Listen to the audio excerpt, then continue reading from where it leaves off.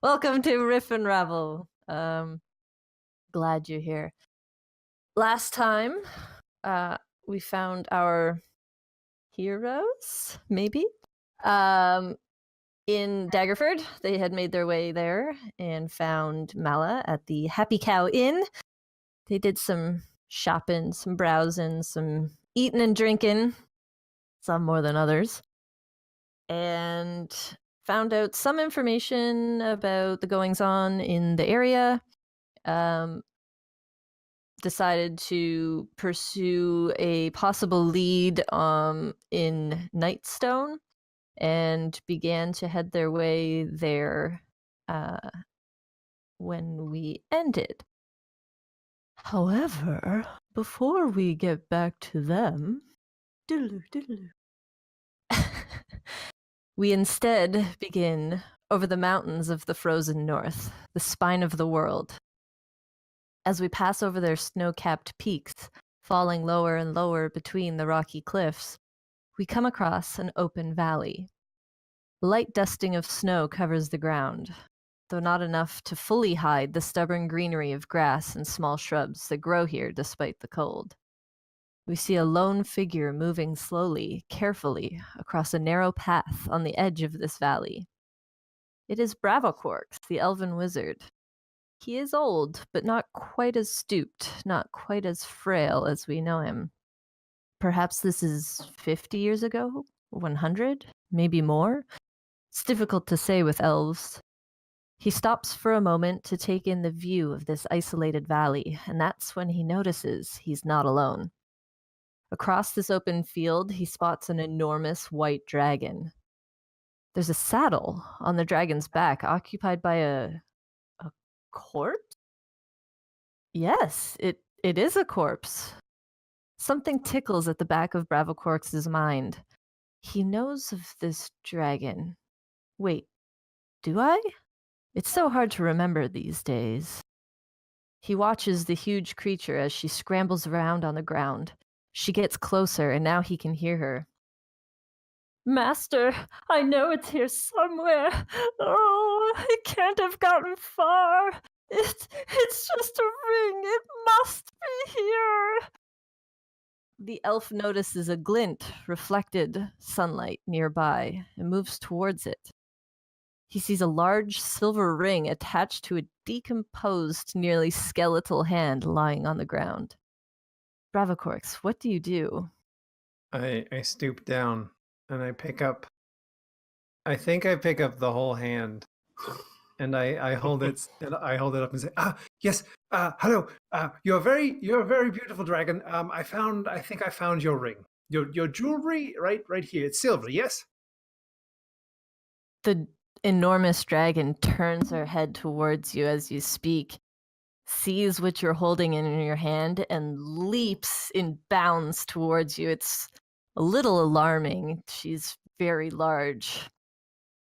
But she roars out in delight, and for a very brief moment, you're looking at a dragon leaping in the air towards you.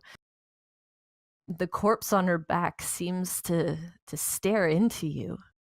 In fact, there seems to be a faint glimmer in the eye socket of the corpse, but it's definitely not moving or speaking, even though she was talking to it, maybe? But then you come to your senses and you hold it up in front of you suddenly, and you found it! You found my master's ring! And she reaches out and she takes the grisly hand from you and carefully returns it to the body perched on her back. You see, master? I knew it would be found! And her huge scaled head swivels back to you on the end of her long serpentine neck. You've never been this close to a dragon before, but it's rather thrilling. You have pleased my master. He wishes to reward you. She mumbles some low, growling words, and a tiny portal opens up between the two of you. From out of the portal flies a red pseudo-dragon who begins to circle your head, sniffing at you curiously. You look up at the white dragon to thank her, but she's already turned away to speak to her master. The dragon mumbles some more to this corpse and then looks back at you. Oh, are you still here? Well, you're not getting anything more from me or my master. Her huge wings unfurl and she leaps into the sky. You shield your face with an arm as snow and dirt are thrown into your face as her wings lift her higher and higher. You watch her until the mountains block her from sight. And now we see Bravo Quarks, older, walking in the company of a strange party. And we find our 4 heroes on the tradeway, making their way north of Daggerford. They've headed out. It's gonna be a few days to the tradeway, or to Nightstone. But you guys have probably already spent a day on the road, a night at the side of the road. There's not a lot of buildings or villages along this way, but finding shelter between your druid and your cleric isn't too difficult. You guys spent an uneventful night and are beginning your 2nd day of travel. What would you like to do? Sorry, I'm just taking notes. Yeah, I'm just writing. Sorry.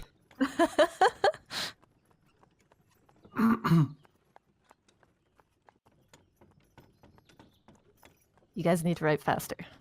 I'm sorry, I was listening. North, it's on you. What do you want to do? Did I have this backwards? Is it Daggerford to Waterdeep or the other way around? Waterdeep is north of Daggerford, so the we're trade. going to. Yes, so Okay. you have to follow the tradeway, which goes straight to Waterford, but Nightstone is off the tradeway, so the tradeway will take you a ways, and then eventually you'll come to a fork that you have seen before in your travels that will lead you to Nightstone. Cool. So you go. Go ahead. So North's probably just hanging out with Carrion as they're walking along, and she turns to him and says, "So remind me what you came across of and what we're doing." Remind you what I came across? I mean, I you don't sort understand. of spoke of kind of that we were going somewhere. I can't remember what the connection was. Are you asking in character or out of character? Yeah, in character. Did you not listen to your order when they dispatched us? You know, I was kind of recovering. From what? What is there to recover from in the grove? Well, you know. Wait, I'm sorry. Are you talking about from the tavern? Or Yes! from... Oh, I thought you meant our order from where we came from. I was like, what? No. From the tavern. Ah, from the tavern.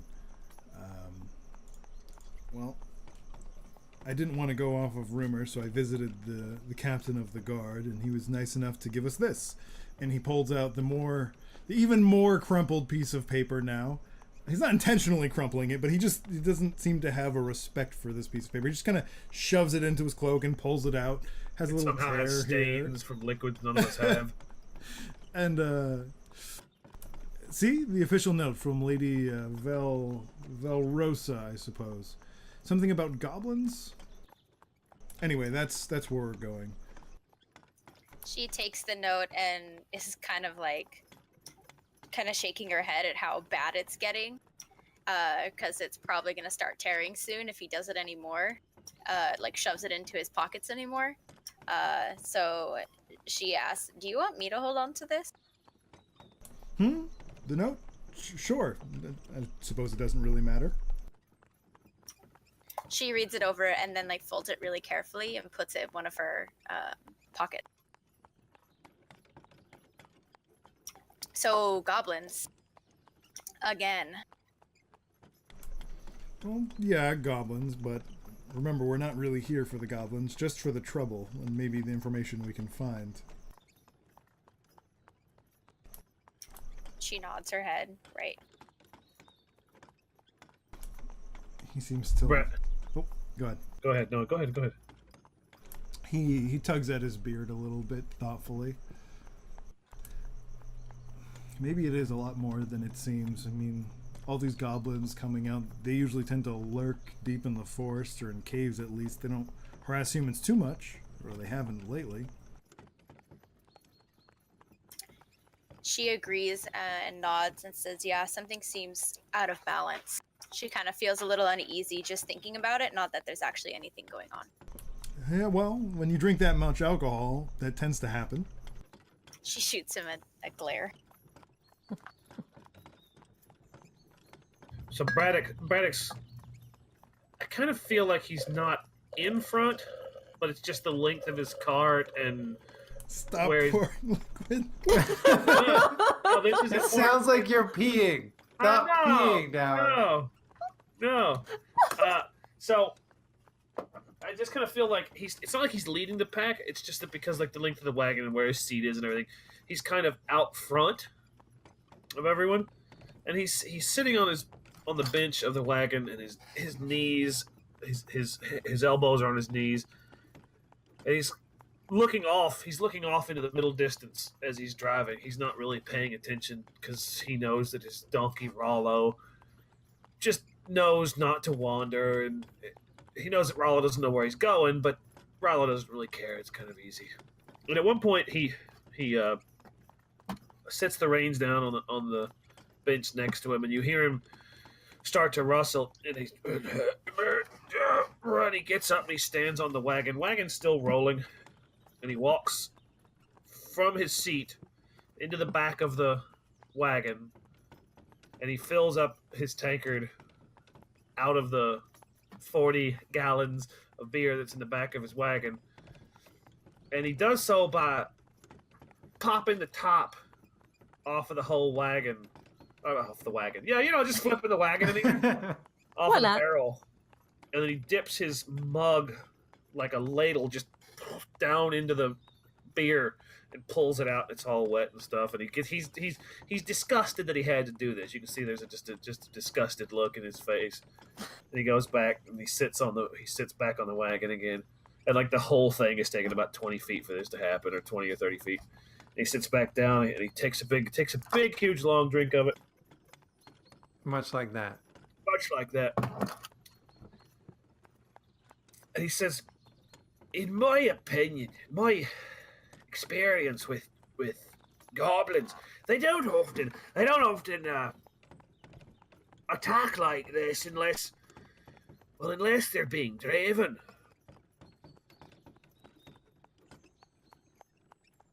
He just says out into the ether, nobody.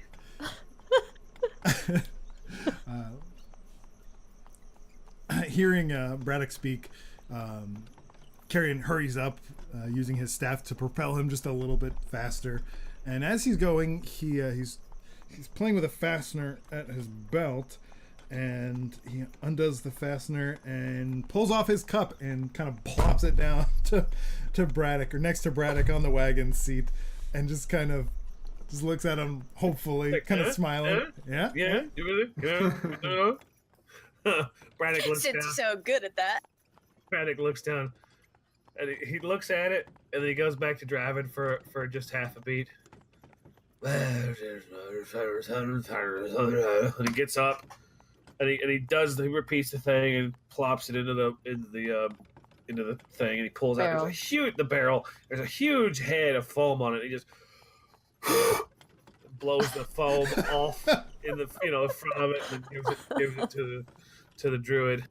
Here, no, that should do. That should do. Now, these goblins, exactly what all do we know about them? Carrion has he's tipped it back and he's taking a big drink, and he pulls it away from his face, and his mustache and his beard is just covered in droplets. What do we know about them? Right. What I mean to say is, could these goblins that we're going to Nightstone to find out about, or fight, or kill, or drive off, or whatever it is goblins need to be done with. Do we know, or does Lady Valrosa know if they're the same goblins that stole the poor boy, or a different set of goblins? I'm asking because if they're different goblins, then this is a bigger problem than I think we know. Carrion looks at him, then looks down at the mug of beer, and looks back at Bradok. Well, I'm sure we can ask that of her when we get there. Well, you have the paper. What does it say? Read it to us. Read it. Read it out loud now here to all of us. North, come with the paper. And as he's motioning for her, he has the mug in his hand. It's kind of sloshing. He's like, oh. North kind of sighs and sort of takes her time, like walking up to him and pulling out the note and unfolding the note. And as she hands it off, she says, "Give me your beer so you don't spill it." Yeah, that's why. Mm-hmm. He lifts it out of her reach. I think not. She kind of crinkles her nose. It smells bad. Why would I want to drink that? He sets it on the wagon seat. Did your order not teach you to read? He glances over at her. Not meanly, he's just kind of smirking. She lets that one go. Well, hand over the paper then. She did! She gave it to him. His hand was full. So Right, so paper in hand. yeah, he takes the paper and he looks at it and then looks over at Bradok. Lady Valrosa requests the assistance of any able-bodied fighters with the removal of goblins from her land. Or something like that, I don't know. Yeah, basically the gist of it is there's been goblin raids from like the nearby hills. It's not like big attacks or anything. They're a nuisance, they're a pest, but they can be dangerous. And she, as the leader of Nightstone, is interested in protecting her people, so she's looking for assistance in stopping these raids. Well, it doesn't exactly give us a lot to go on, does it? It's a piece of paper. What do you expect from it? And he shakes it. Just to Something reinforce along the idea the that it's paper. Just to prove it's made of paper. Well, yes. You can get lots of things from paper. Knowledge, mostly. Thank you, Master Elf. Now, as I was saying, it would have been nice to have known composition, or possession, or disposition. We're going in a bit blind. I imagine, and I suppose they would look like goblin. Ugly, flat faces, pointy ears, teeth, stuff like that. Rather ugly and goblin-y in nature.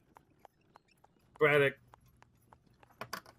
kind of pinches the bridge. His eyes are closed. He's kind of pinching the bridge of his nose, and he just says, "Yes, thank you for your astute observation and illumination endeavor, Master." You're most welcome. Always happy to help. Always happy to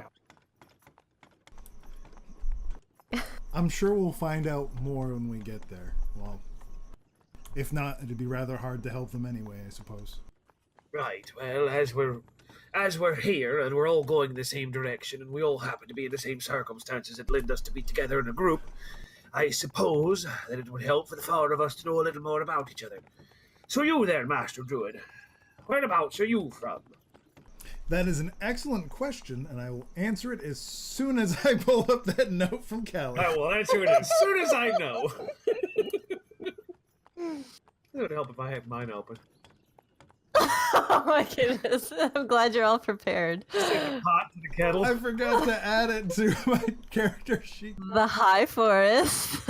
So hey guys, we're gonna play D&D tonight. It might be good to have your character sheets open. No, I have the sheet open. They don't I have just- their background D&D. is the problem. Jesus, who knew? Everybody can see that right now, Travis. I can't see anything. Is Travis' camera on? Good call. Oh, it's on the. Oh. Let's just Discord. review. Let me think. Spoilers. No spoilers. No, not really. It is. Yeah, you'll see. It's not like they could read it. Well, they can read Probably it. not. It's not really high resolution. I mean, One you person. could pause it. And Pause the read stream. it. Read it. Read ahead. See if Travis gets it don't. wrong. There's nothing interesting there. I think it's already passed. I think I just missed it.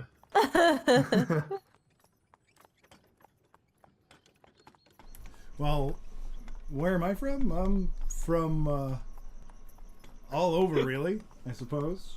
I'm from everywhere. Yes. I assimilated into one being, and here I am. Now, you didn't actually say the High Forest. Is the High Forest? Oh, didn't I? I thought No. I did. It is the High Forest where you did all your druid training in that. Ah, okay. Well, my order, the Emerald Enclave, isn't really localized to one place, but I myself came from the High Forest. Same as North, actually, and he thumbs back at her with his free hand, the left hand holding his staff, which he's using as a walking stick, and then he picks up his mug off of Braddock's cart and takes a swig. I did most of my druid training there. I guess the last, well, not the last few years, but quite a few years were spent there. Well then, I suppose that would make us practically neighbours then, hadn't it? How do you figure? You must not get very far out beyond the High Forest. Citadel Adbar's just a little bit to the north. Quite a ways to the north. I know it's quite a ways to the Oh, north. okay. Just making sure. Well, why would I? I mean, I'd prefer not to leave the forest, but in this case, needs must.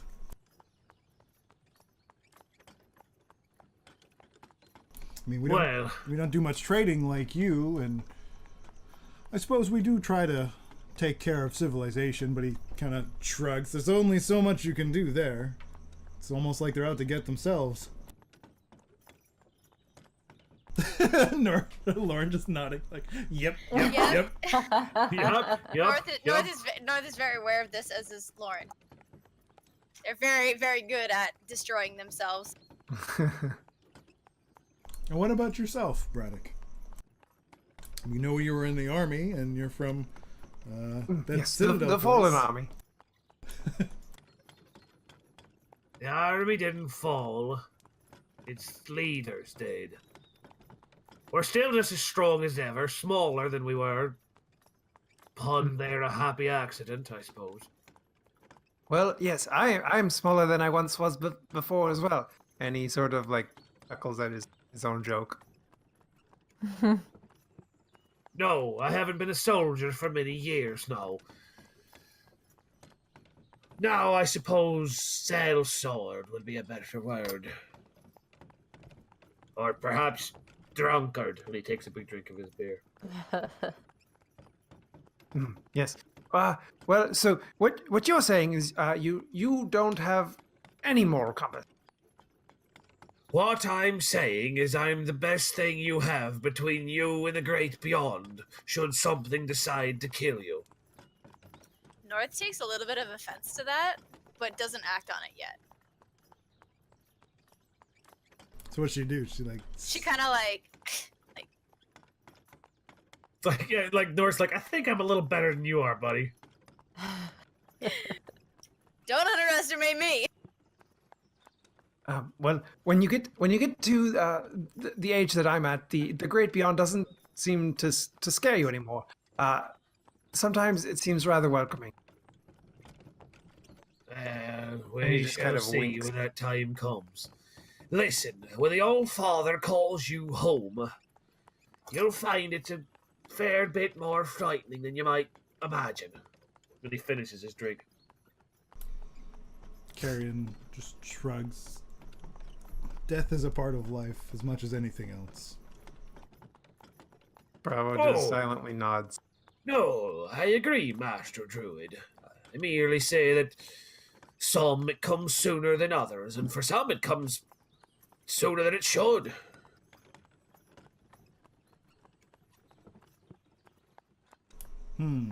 He says, completely killing the conversation with his powers. Well, what about you, Bravo? He said, Bravo would turn back to his book. Did you know they've actually incorporated quite a bit of magic into their farm? What they do is they cast a moistening spell on the dirt, and it keeps the seeds rather moist for as much longer than just the standard watering practices. Master Elf. Carrion, A moment, please, Master Druid. Elf, would you, may I see that book for just a moment, please? No, sorry. I haven't finished with that. Once I'm done reading it, you're more than welcome. I am a patient dwarf, if nothing else. Carrion nodded. He's kind of scratched his beard, thinking about what Bravo Quirks had said. He nods.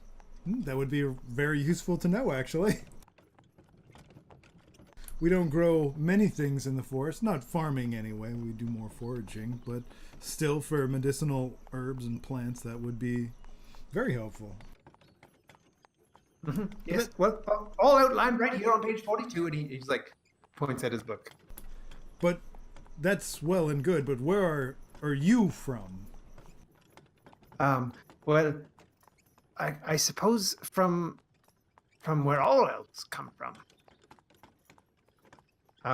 He kind of looks wistfully off into the distance.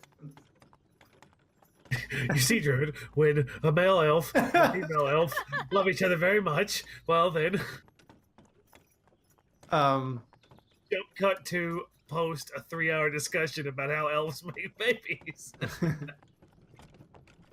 yes, a small wandering tribe of elves in the northern forest, originally, but recently I studied at the host tower, and then even more recently, more wandering. North.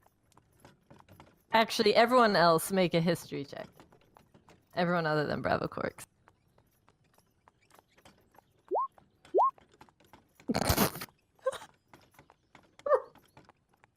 Never heard of it. Oh, okay. Neither has Carrion. Not in the forest? Don't care. Okay. Gravy, however, can tell you the postcode and where to send mail to.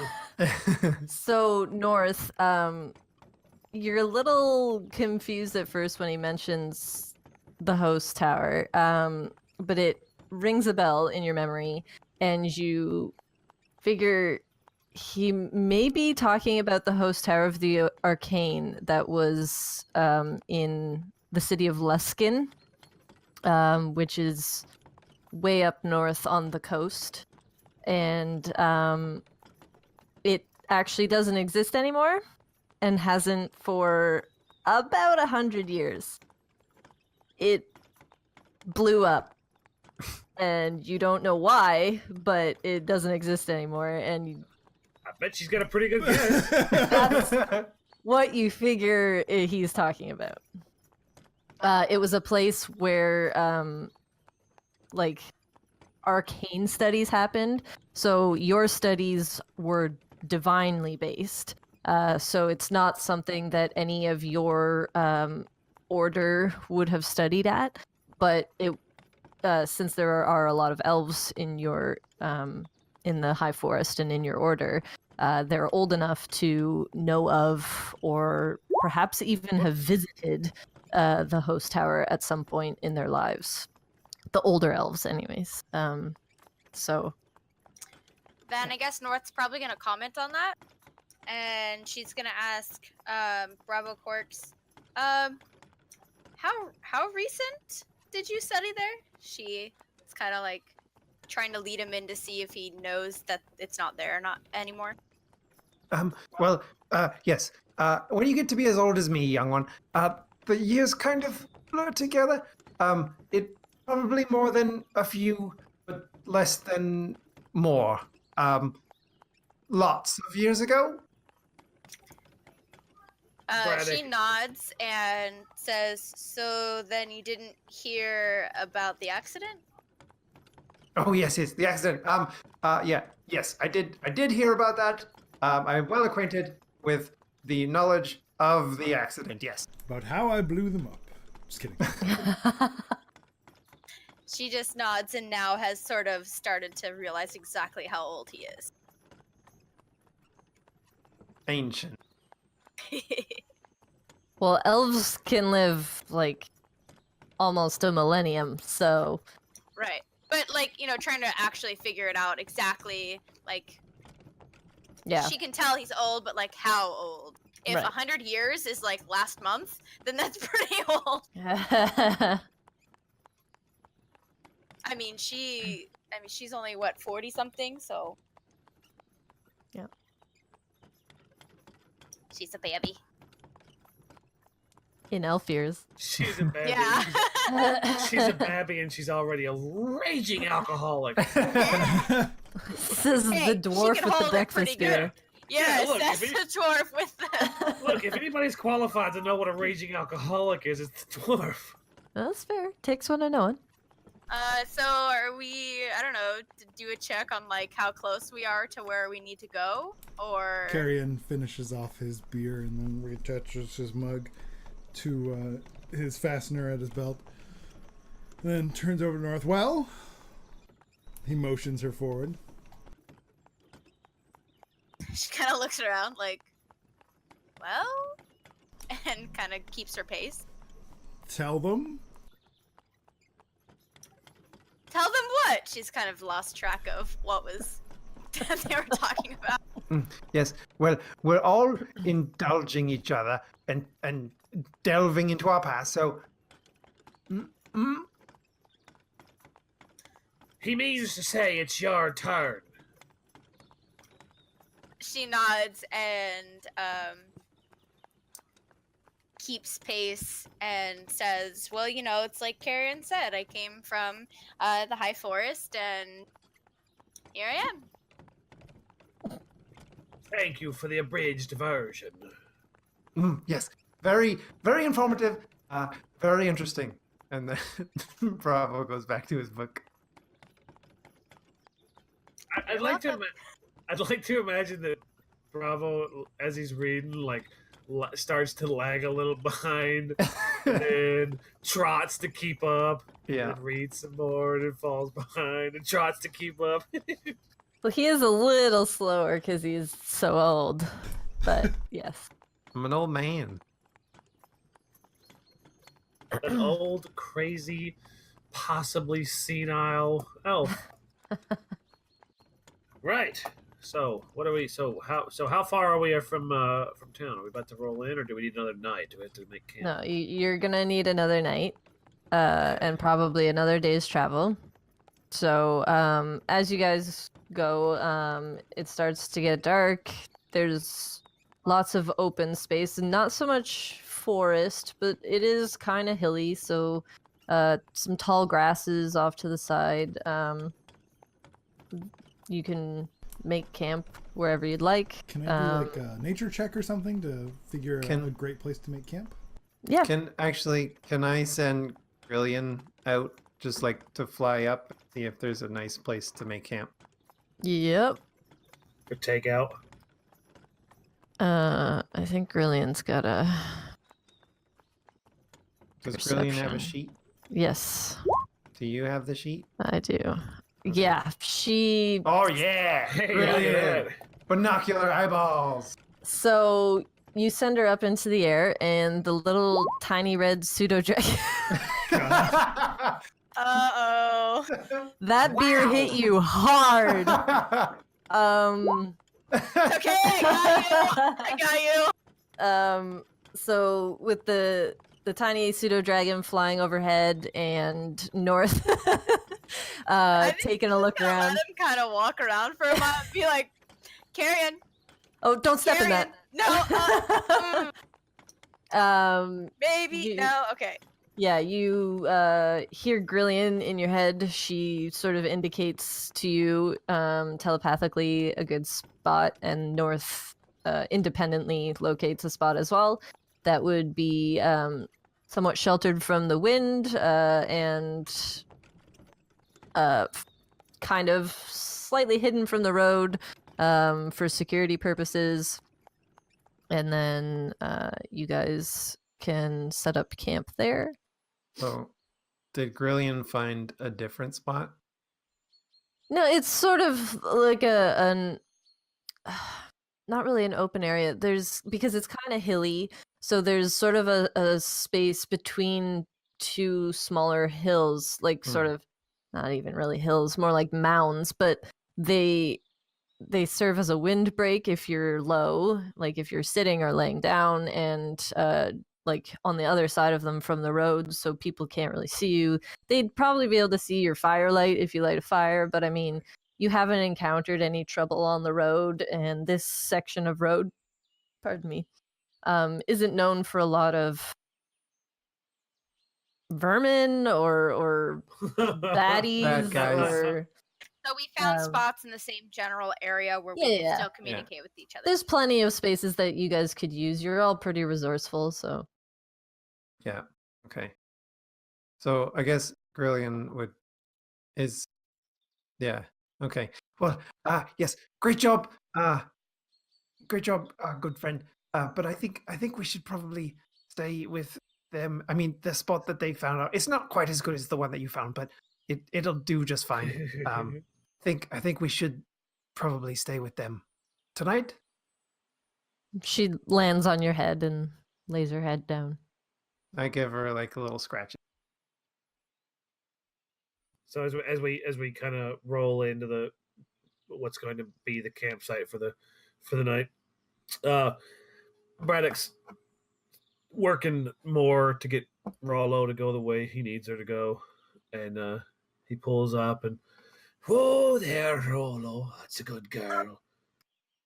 All right, that's easy, Rollo. And he starts, and he like really like he gets up off the bench and kind of drops down just right in the front of the wagon, like between the yokes or between the cross braces. And he starts. He kind of goes up underneath one of the cross or one of the little things that holds Rollo on there. Got to learn the parts of the wagon. Gonna make a note for that. Learn parts of a wagon. Mm-hmm. And he kind of lets himself underneath that wooden brace that runs along the side. And he goes up and he starts undoing Rollo, and you can hear he's talking to Rollo, like asking her how her day is and how she's doing and how she's feeling.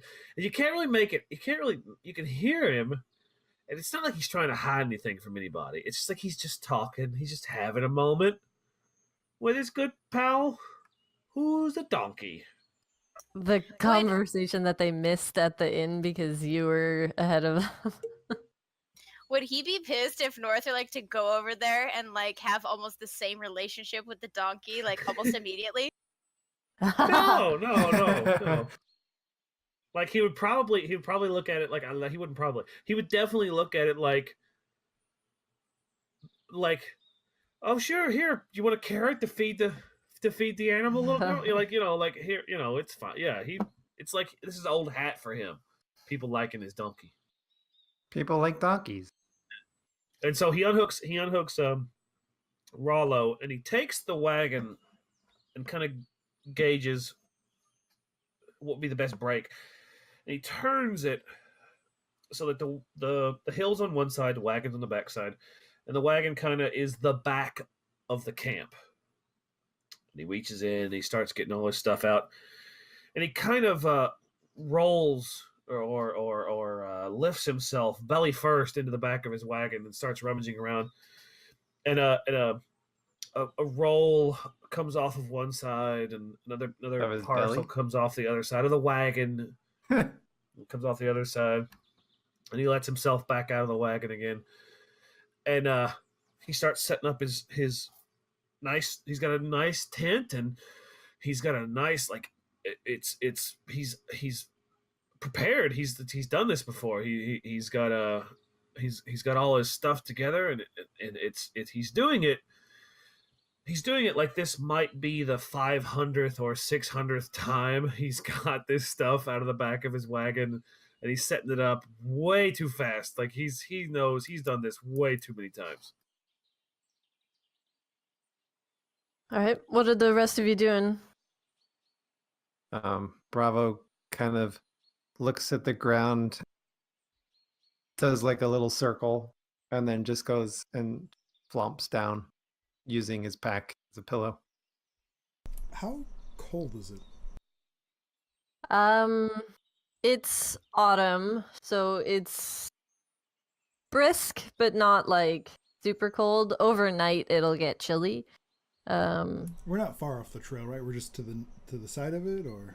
Yeah, you're just off the road a bit. I'd like to check for a water source, one, like a stream or something, and then also gather some firewood. Okay. Make a survival check. Yeah, you have to go a little further for the water, but you find a source and it's clean, and you can refill your water skins and whatnot. And the firewood collection takes a little while just because it's not like big pieces. There's not a lot of big trees, but you find sticks and twigs, little pieces. You manage to collect enough for a decent fire in about an hour or so, and then make your way back to the camp. Alrighty. Before he refills his water skin, he takes a big swig of water and makes sure to get his fill.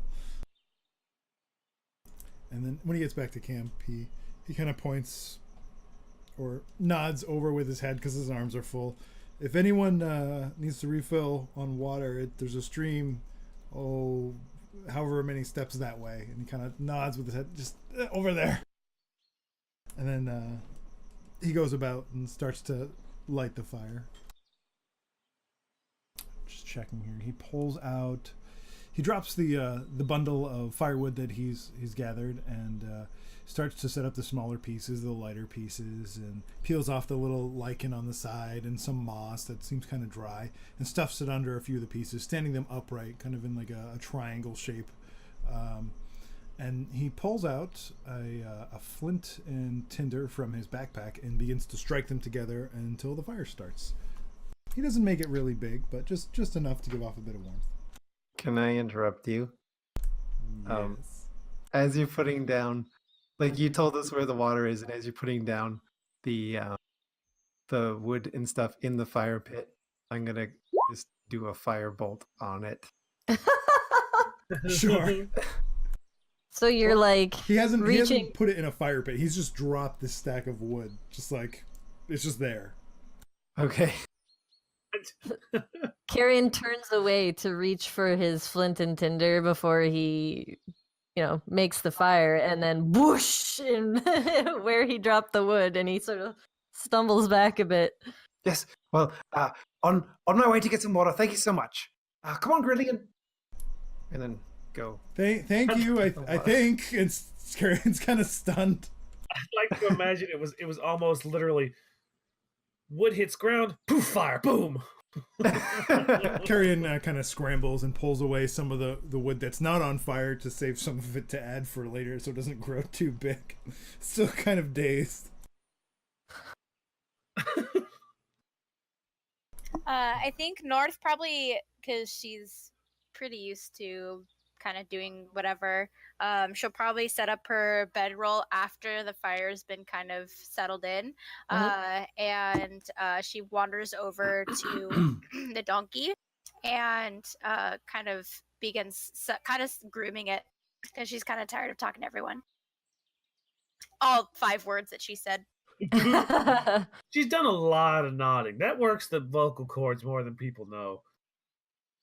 It's true. But you can tell she's obviously got, affinity for animals. And Leaf pops out, and she gives him a little pet, and he jumps off her shoulder to probably find something to eat. some bugs or something. Yeah, he wanders off. Not too far, but So, in a rare act of bridge building,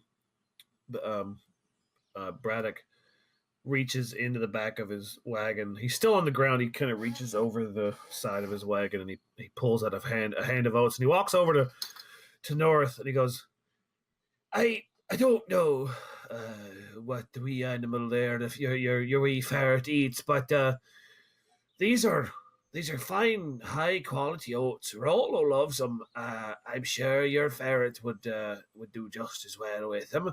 And he kind of like very awkwardly just takes her hand and turns it upside down with his hand, and then just drops the oats into her hand.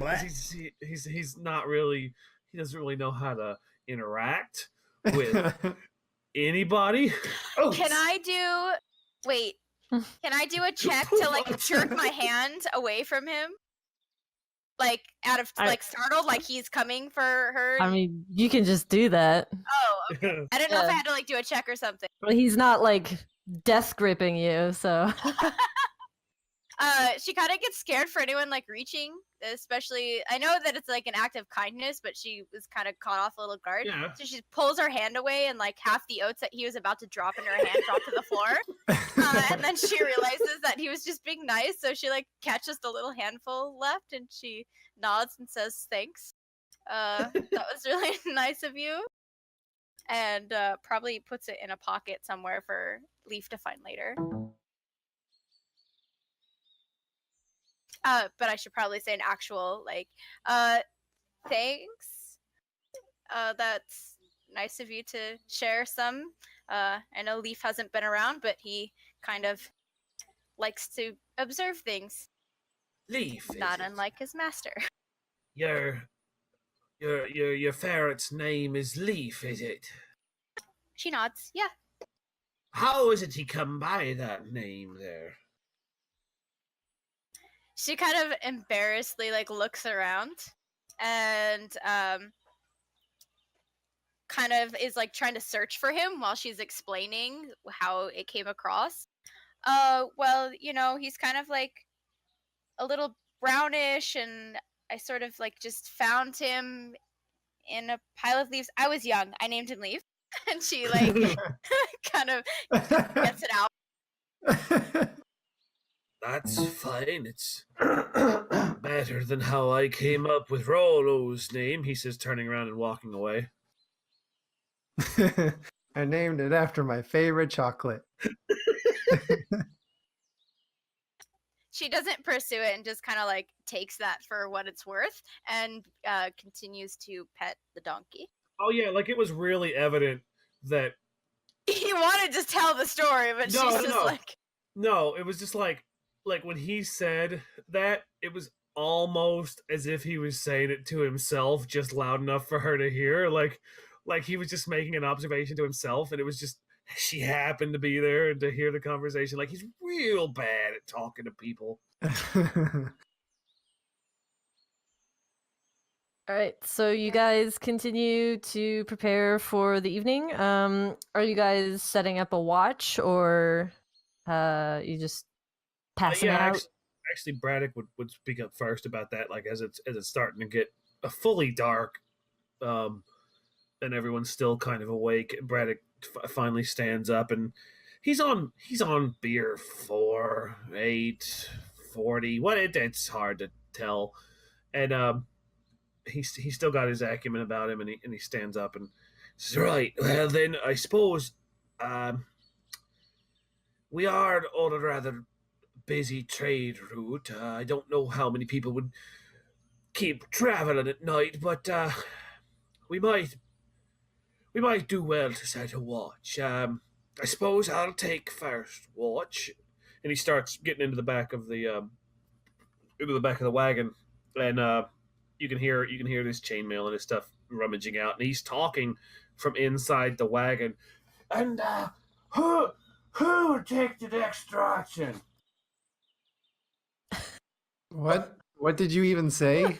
He pokes his head out of the wagon. Hey, I said, Who would like to take the watch after me? We should only need about 2, actually. Well, yes. Grillian usually is the one who watches when I sleep. So maybe she can just do the watching, maybe.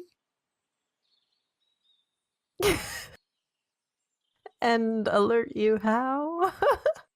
She uses mind stuff to wake you up. Oh, And mind then stuff. what happens when you're... Would anyone like to accompany? It's just like on the face, trying to slap. Yeah. North.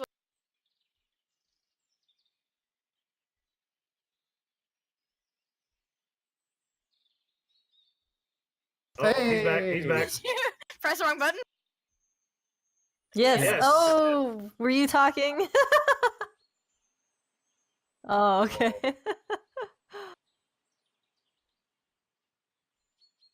Do you want to just go over what you were talking about? Oh, okay. Okay. So it's settled then. The dwarf will keep the first watch, and then the dragon will keep the second. I can't believe I'm actually using those words. Yes. Grillian, she usually sleeps quite a bit during the day, so at night she doesn't really need a whole lot of sleep. Everyone, I'd like to imagine everyone just looks around like they can't believe they're about to turn over their safety to a tiny little dragon. Oh, don't.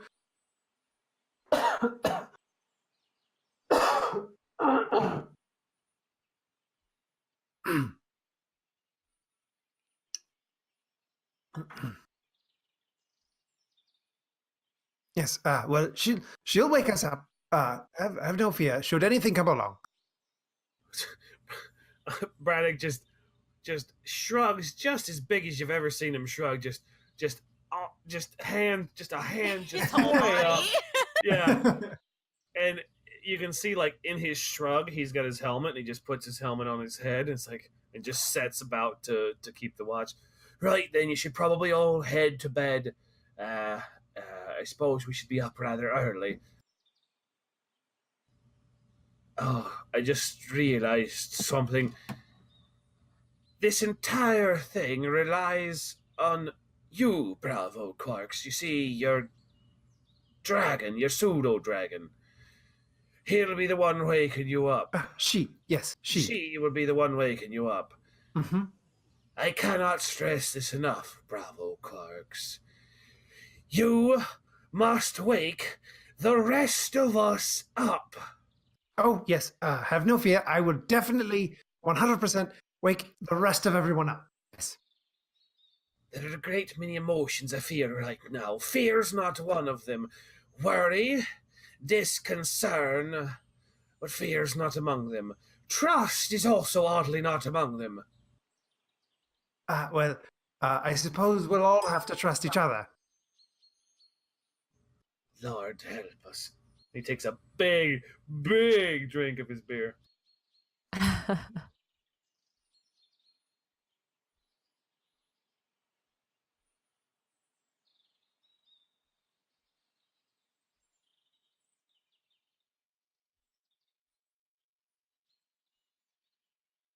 Druidy.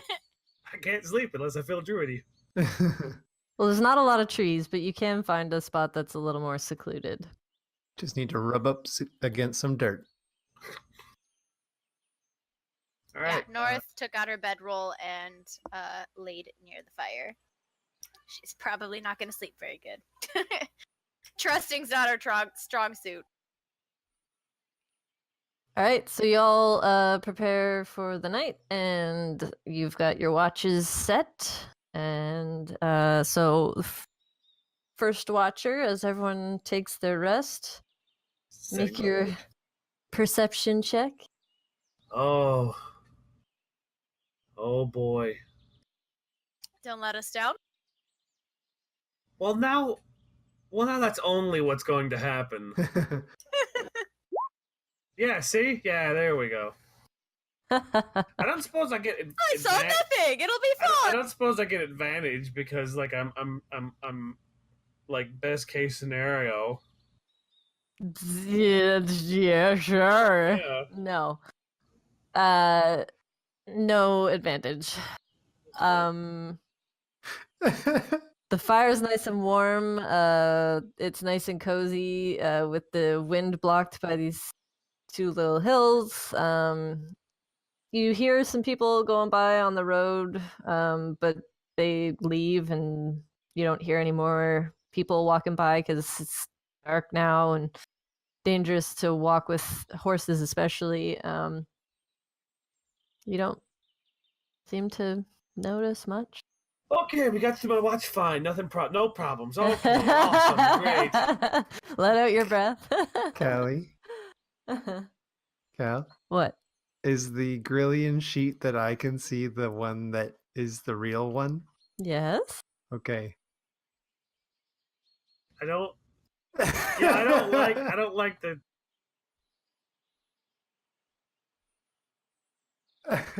And thus was the time when everyone died, but Dave. You're out of like sight line because of the slopes in the ground, but you're not. Yeah. Except for the fire. Well, no, he's on. Like, there's tall grass and stuff around, and he's found a spot where he's not visible from your little campsite. Okay. Yeah.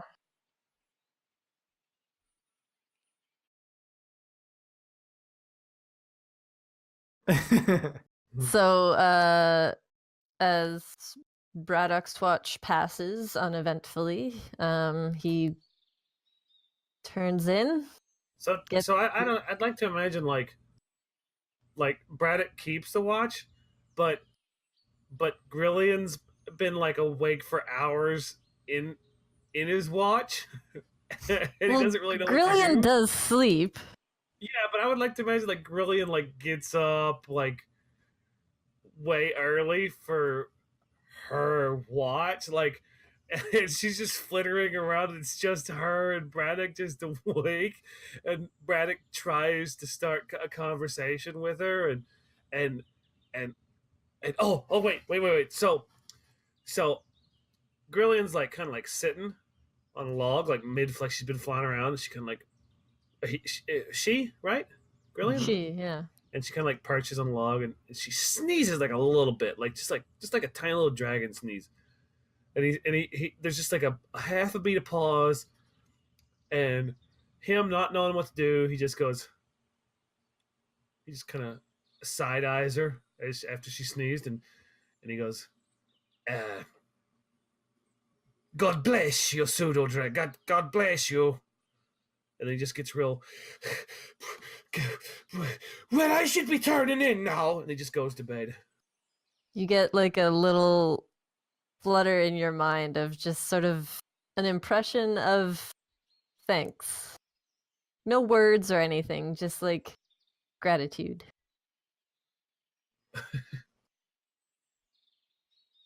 And then you go to bed.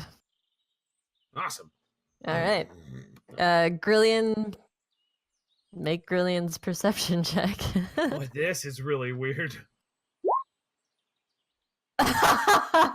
That's your check. I can't make Grillion. You can't. I clicked on Grillion's sheet, but it comes out as mine. You have to. Yeah, that's fine. You just do it manually. Like if those numbers are right, that's cool. But I think it is right. Yeah, they're the right numbers. Yeah. Okay. So she flies around. Nobody hears anything. Nobody gets anything. Dave? What's her range? Like about how far does she range out in her flying? She can reach him telepathically at a mile.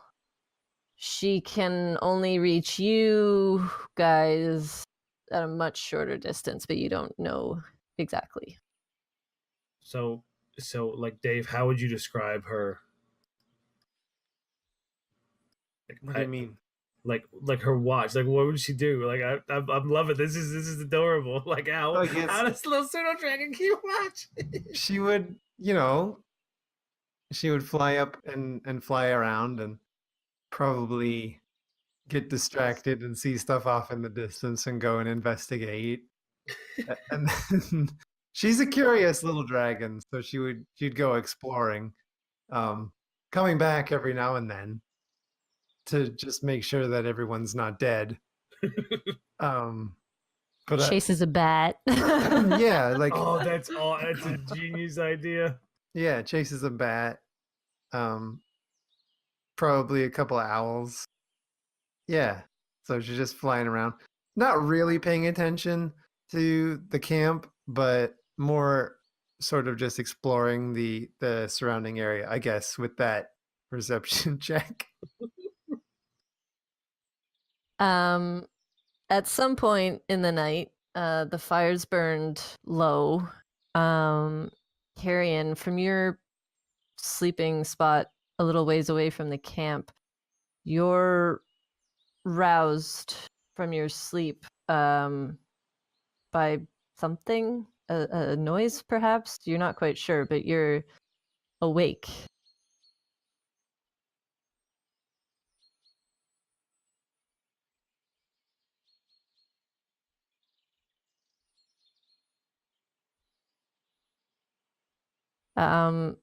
There's quiet for a couple moments. Just the typical night sounds. But then you hear something soft, maybe like a whimper or just a little soft cry. A ways away from, in like the opposite direction from your friends.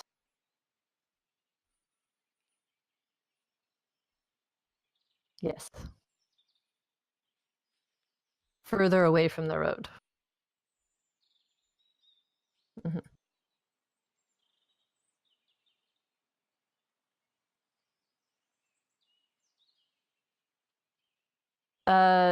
Probably more person.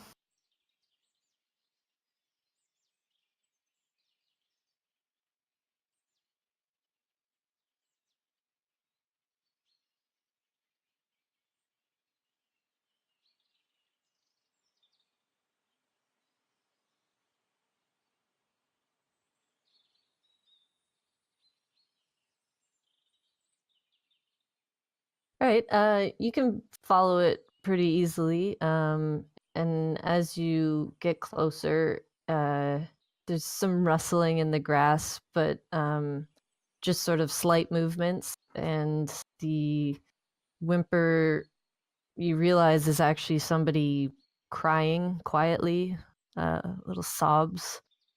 And as you sort of hone in on where specifically the sound is coming from, you hear a small voice crying out for its mother.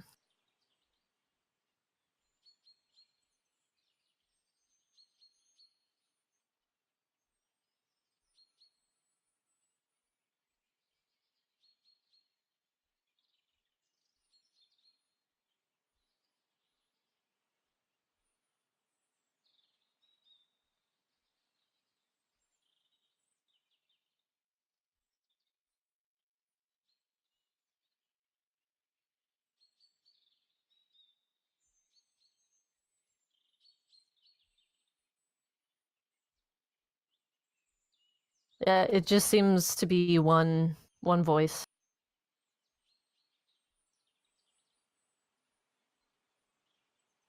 Do you approach it? All right. So you sort of part the grass, and in the darkness, because it is very dark, you can see the shape of a small child huddled up on the ground and crying into their arms, just Mommy.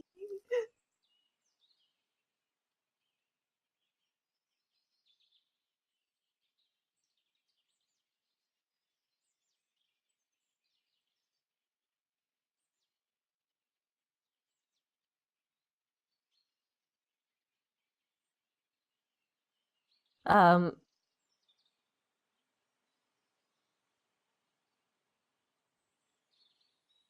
yeah. At the sound of your voice, the child looks up, and despite the darkness, you can see marks on the skin, and they seem to be open sores, but they're infected. It's pussy and oozing, and you recognize them right away. He's got the leprosy. Don't touch him.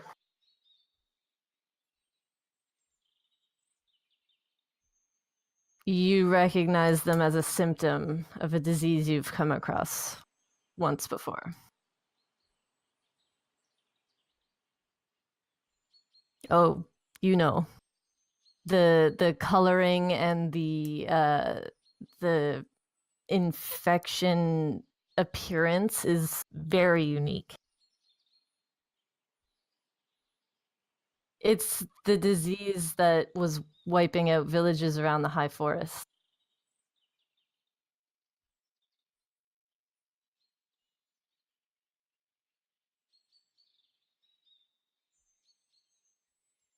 At the time that it was happening, it seemed to be through contact, but the concern was more on finding a cure.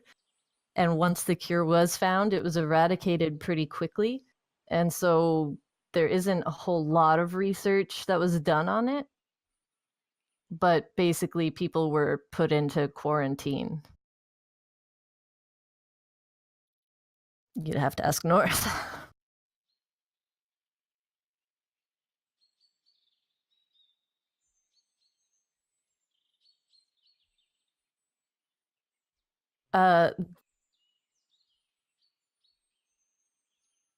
The kid rises to his feet and bolts off into the grass.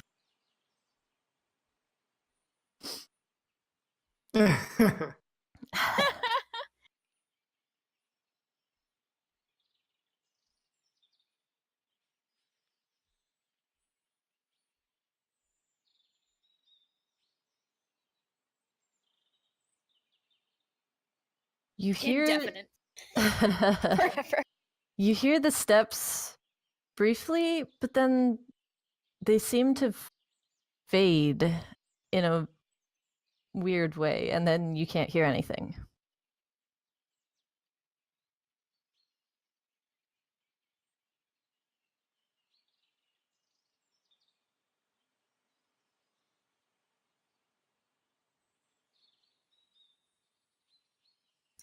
You Make a dumb survival droid. check. You're being lured. You're gonna die. Oh. So you start walking in the direction the child ran, and you very quickly notice that there's no footprint.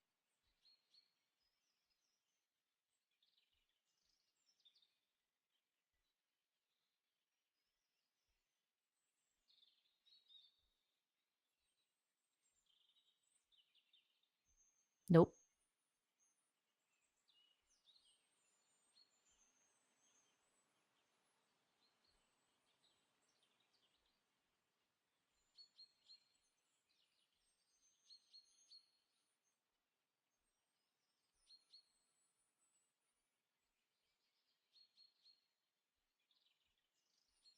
All right, you make it back. You hear Grillion flying overhead near the campsite.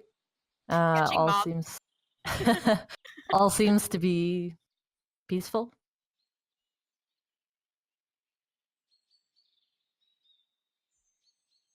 It's probably a couple hours off from dawn.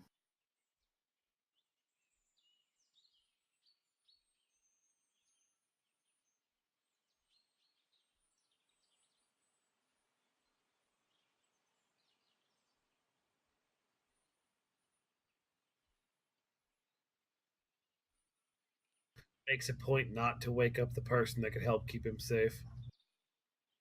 All right. The Next few hours pass quietly, no disturbances. The sun rises, everybody begins to wake. Grillion returns to Bravo Corks and jumps on his face to wake him up. Oh, well, good morning, Brilliant. Still your favorite way to wake me up, I see. How was your watch? She Braddock's like already awake, and he like answers him. I can tell you this much: she didn't wake anyone else up, but for the grace of the gods almighty, I woke up on my own. Go ahead, Callie. Go ahead. I just wanted to add that. you get a bit of an impression in your mind of a bat flying and swooping. Oh yes. Well, That seems totally normal. there's quite a bit of wildlife here for you to chase. Not so much as you're used to, but there's still some fun to be.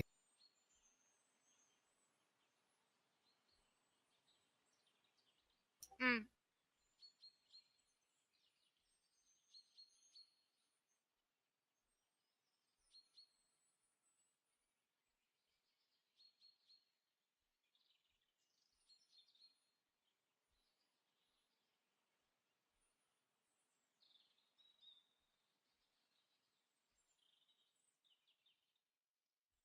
I believe they are for a day. Yeah.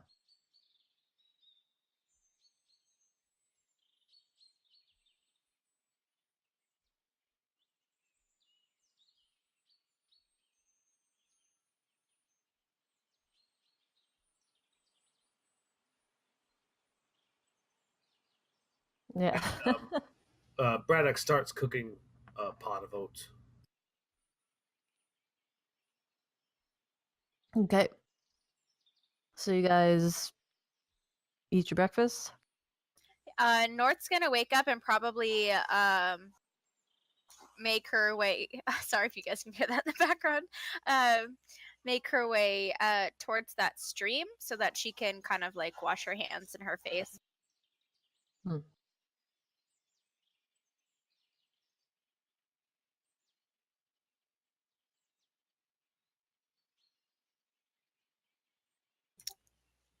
She stops with the cloth in her hand that she was going to use to wash herself and kind of looks over her shoulder and asks, why? What happened? Yeah. Yeah.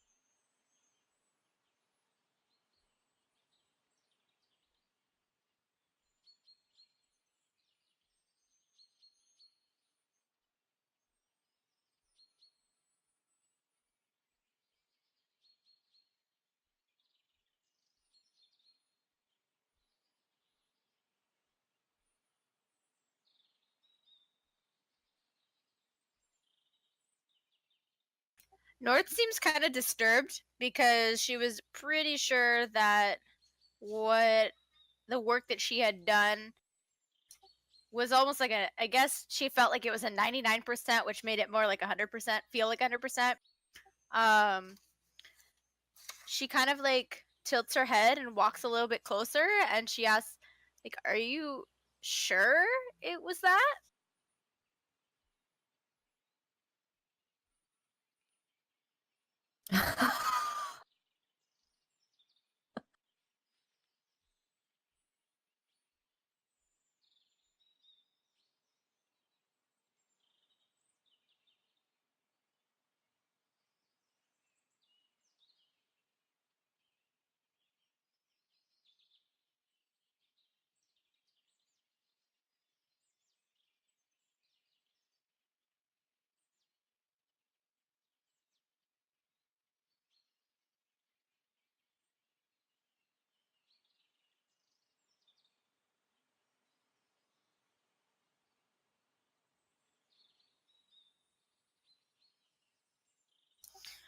she takes a moment to pause and kind of like think about the other things that he had said, and she asked, when you approached it, you said it ran away, but it didn't leave any trails. Is that correct?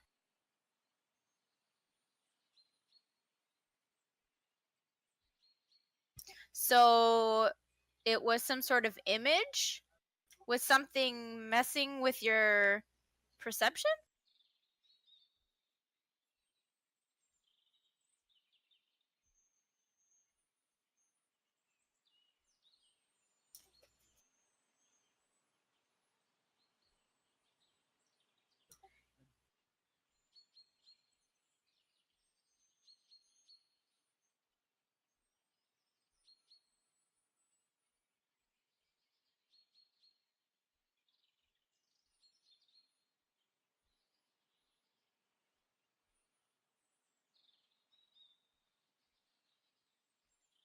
Bravo is just standing there, like, interestingly and interested and nodding. Yes, very curious. I would like to know why there were no tracks. Also, I should probably study these sores. I mean, I'm sure there's a spell that could fix it. She Easy looks there. over to him like, there is. And she kind of like forgets that not everyone knows that she's done this thing. Hmm. Go ahead, dwarf. Carrion, you were right to be cautious. I don't know what it was, but it's fairly clear it meant you ill will. In future, I would insist that should this happen again, wake me up. Don't just go through the evening racked in fear and not able to sleep.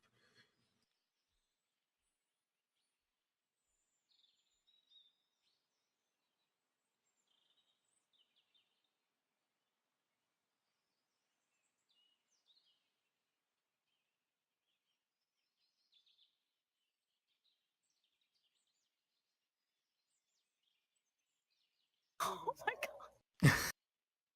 I'm so sorry. That's all right. No problem. He's got Hey. the door closed and everything. Hey, you guys shut up! I'm playing day-to-day with my internet ramp. It's the joys of sharing a house. Just wait until the dog starts barking. It happened. No, but Bradok continues. That's as may be, Master Druid, but what I mean is, I believe whatever that was last night had it well within his ability to shuffle you off this mortal coil. I'd like to prevent that as much as possible.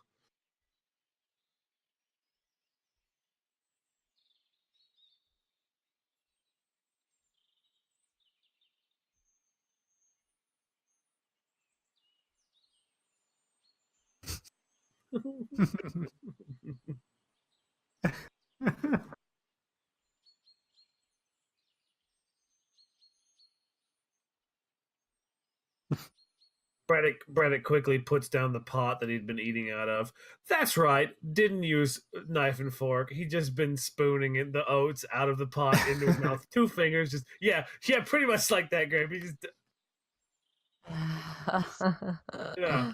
So he doesn't even bother to he just sits everything down near the fire and he goes but before he goes, he helmet on, no chainmail, but he does grab his shield. And he grabs his axe. He puts his kind of his bow, bowstring over the front of him, bow over the back of him, and he grabs a handful of arrows. Let's go, dwarf. Fuck me. Fuck me. He's drunk already. Let's go, me. A dwarf. Yeah, We're all let's go, taller you than short you. shit. Mm. Yeah, no, that's what it That was. would he was have been talking a better about. say. There Today's you gonna go. be Yeah. a good day. You can He's do like- this. he's like, You're a "Let's big, go, strong dwarf. Let's go. You can do this, dwarf. No, You're a whole 0.5 inches taller than that other dwarf. yeah.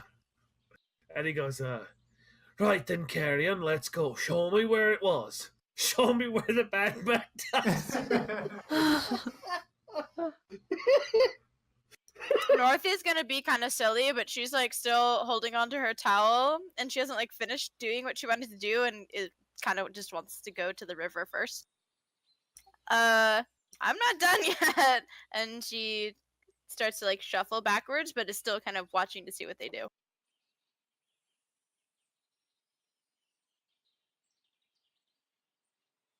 There's no time for cleaning.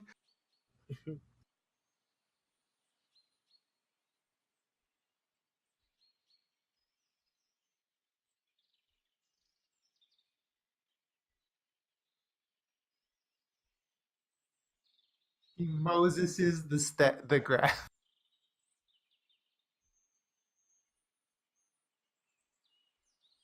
See all this? This is Rafiki. all yours.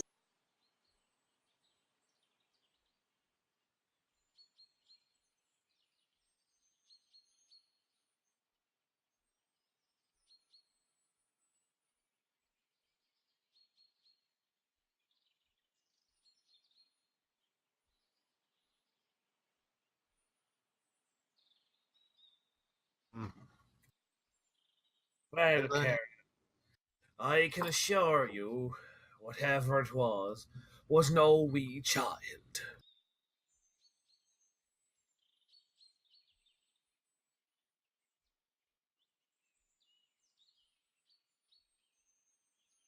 If it's possible, Braddock's gonna help him. Just lend aid to his role. Do an investigation check.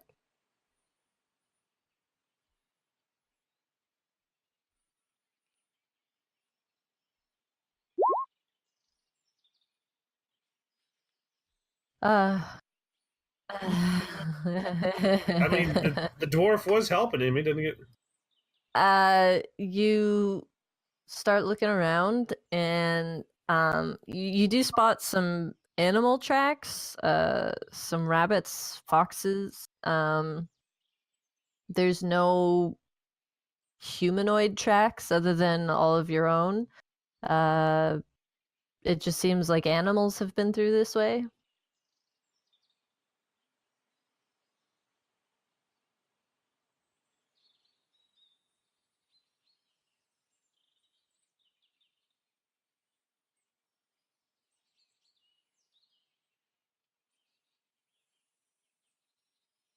Braddock, look.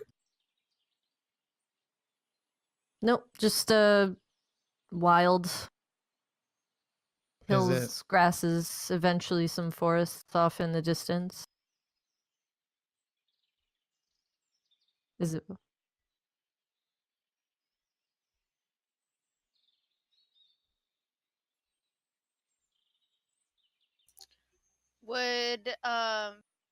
Would North be able to offer any sort of insight onto what it could have been?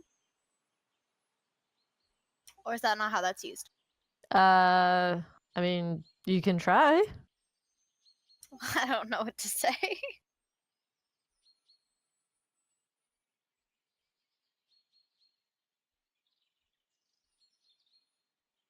I would like to look at the direction that Carrion said the child ran off in and see if I can find like any bent over twigs or pushed over grass or anything that would be like, yep, something went this way.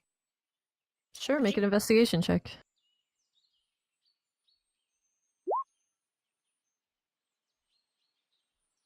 You start looking around, and you spot some animal, like evidence of animals coming through. Nothing large. It's all low. There's some footprints. The grasses seem relatively undisturbed.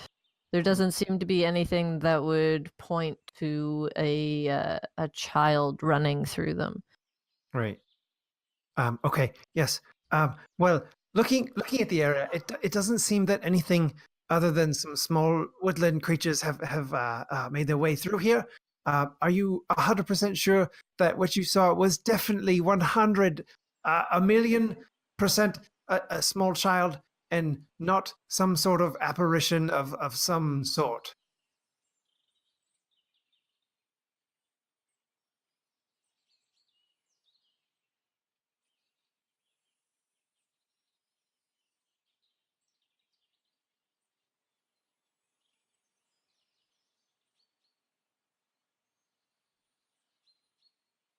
Braddock, Yes.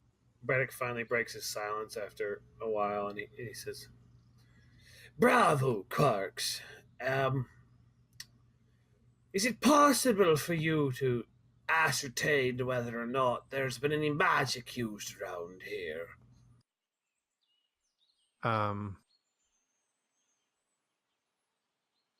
Oh, yes. Well, and then I cast detect. All right. You take a moment and you focus and you sense around you to see if there's any magical residues or current magic being used, and you don't sense anything. Yes. No magic here. I mean, except for me. I'm very magical, but nothing else. Right. And Braddock gets a look on his face.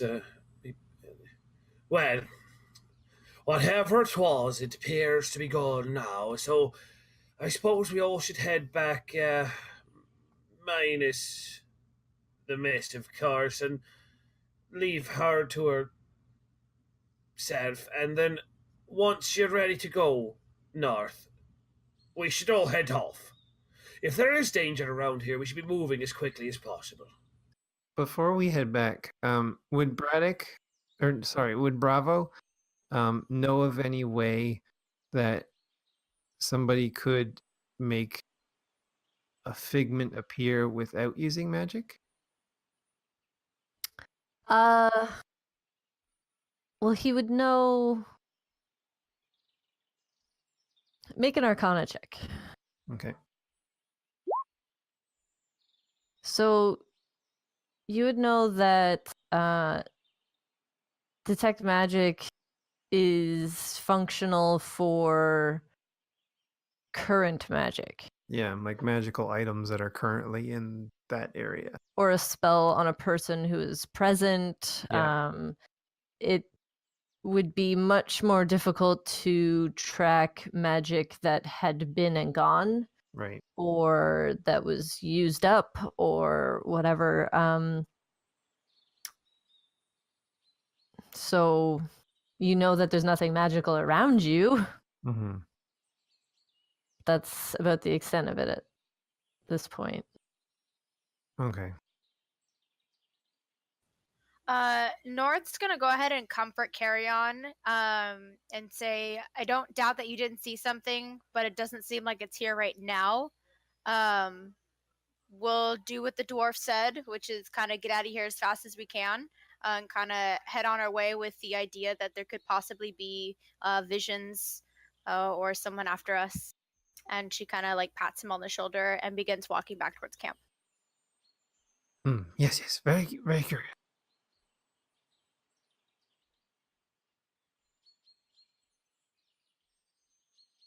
All right, so you figure out your camp. We're gonna take a break, and when we get back, we'll break camp.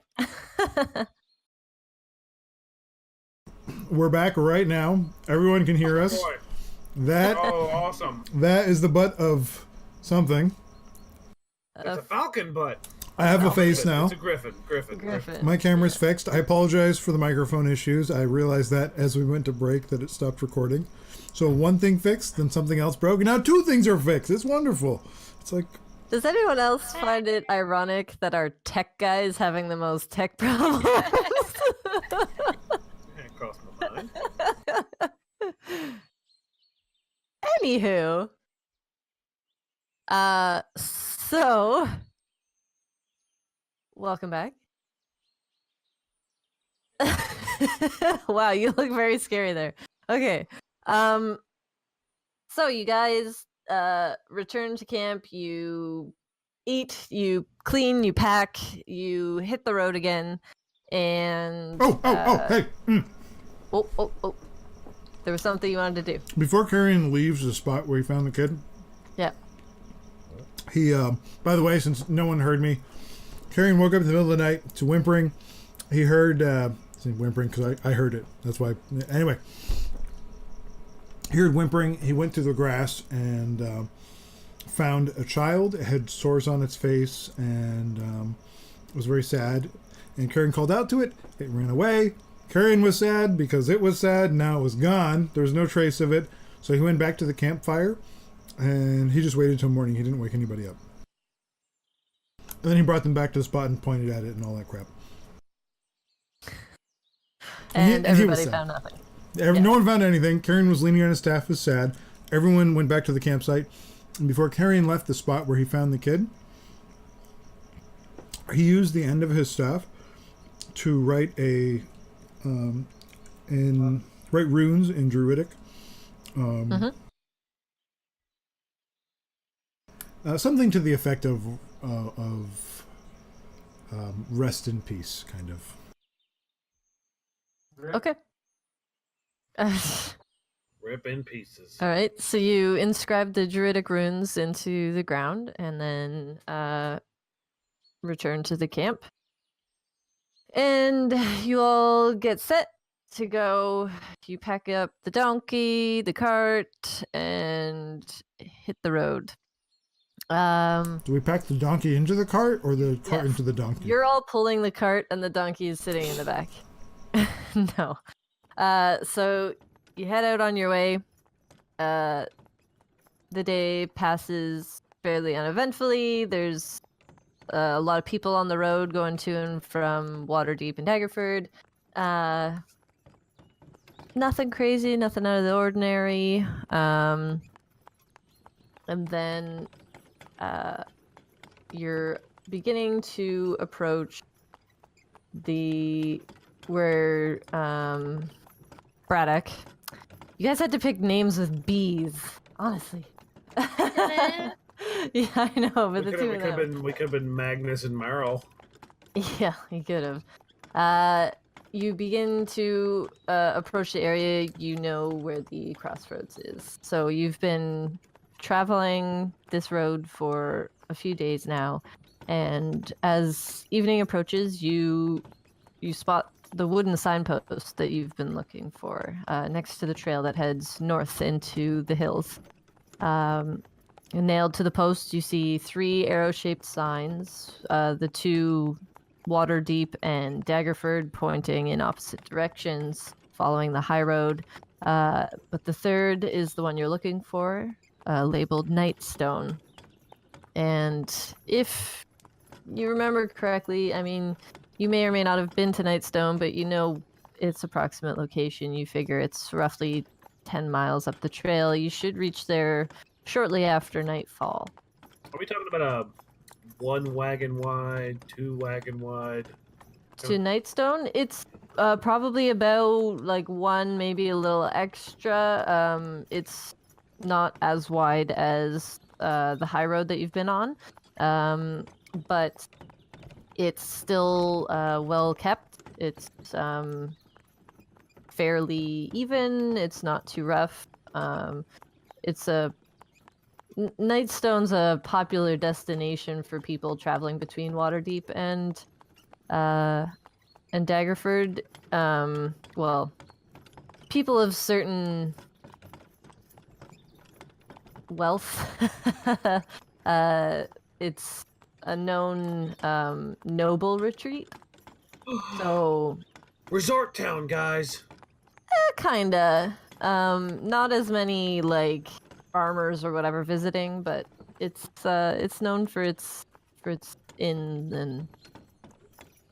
But Cool. so you all break off onto this trail heading towards Nightstone.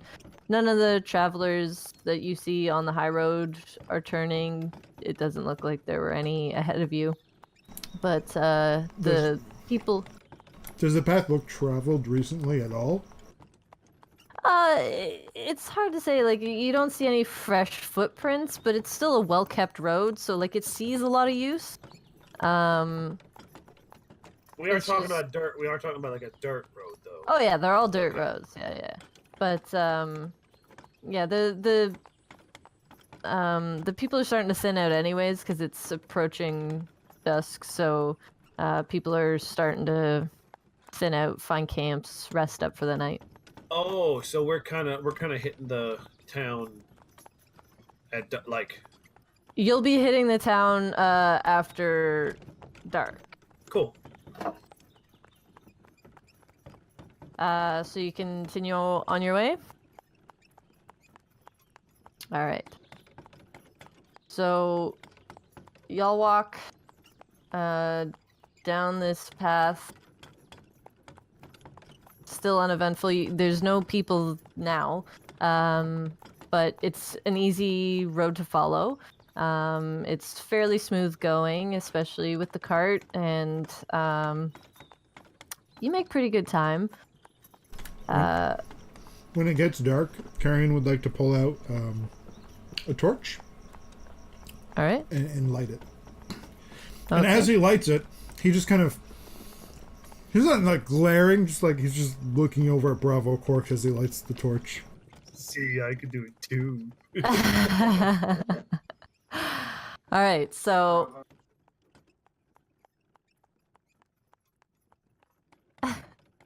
okay, so you have two I light didn't hear him. sources. What did he say?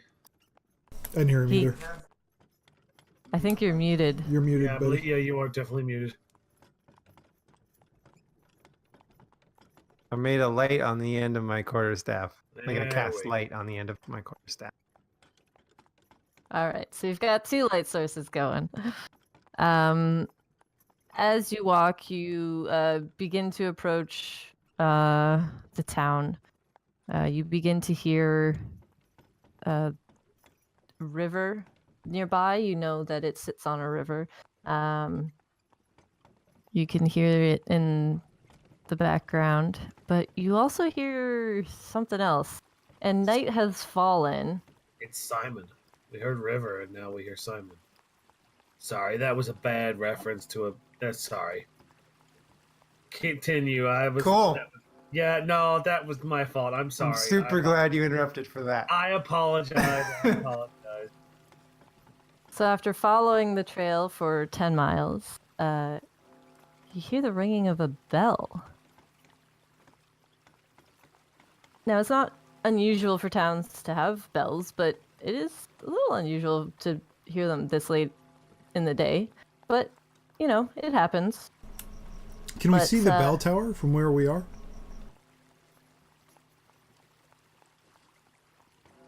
Ooh. Spooky! Ooh. It's not Halloween yet. Where are we? hang Oh, on. there we are. Ooh.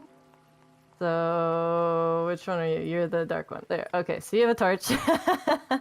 I can't zoom in. You can't? No. It's all black. Oh, there we go. I figured it out. It's all black? R&R Can't see is the- all black. R&R can't see the torch? Hang on.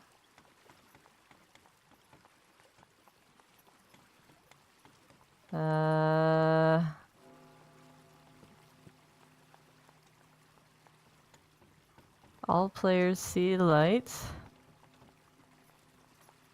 Oh, maybe because it doesn't have a token. It could Will you be. just make R&R the light token? Yeah. I probably can. Oops, oops. Da, da, da, da, da. Can you see now? That's a big no. Or small no. I mean, whatever your no preference size may be. Or medium no. An average It's no. just a no. Just a no. Okay. Well, that's different. I wonder. Well, tell you what, give me a quick moment. 1 moment. 2 moment. That's it. Time's up. Okay, Carrion. I just used Carrion's vision for now. Okay.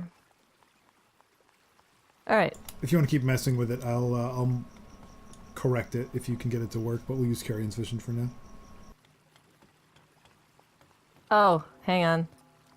Hey, it's working. That's nice. Okay, there was one box I forgot to click. Holy Sorry. crap! This is a big map.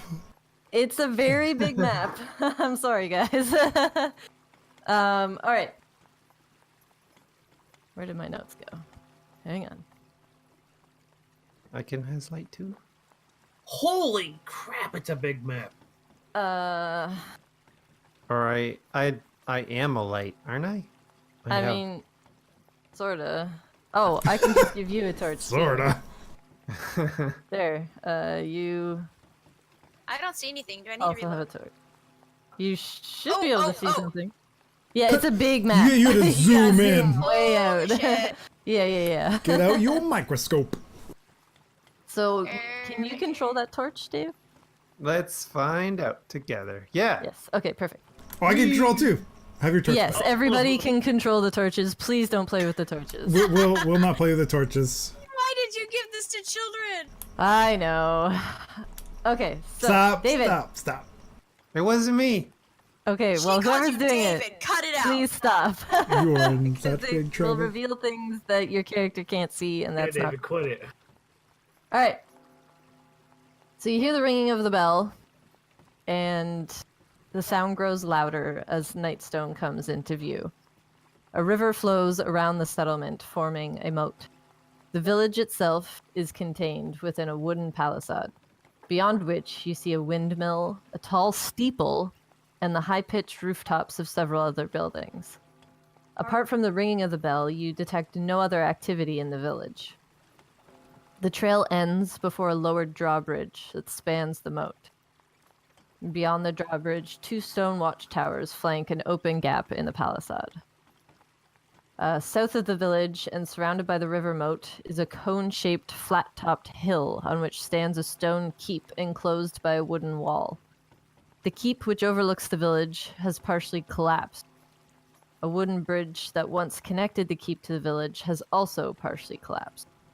So though it's dark, most of you have some sort of dark vision, but you can see with the moonlight and the stars, you can see the shapes of these buildings. You can see the fence, you can see the steeple peak, you can see the rooftops, and the keep most prominently. So you can see the town is beginning to appear from the darkness. But you're on the trail and you can continue moving along it. No. I just moved you. Oh. Magic. Ha ha ha. Can only cast move. I did. So, So, yes, what do you do? I guess we don't see. Well, Carrion would actually push in front of Braddock's cart, just concerned for the donkey twisting its leg in the dark. Okay.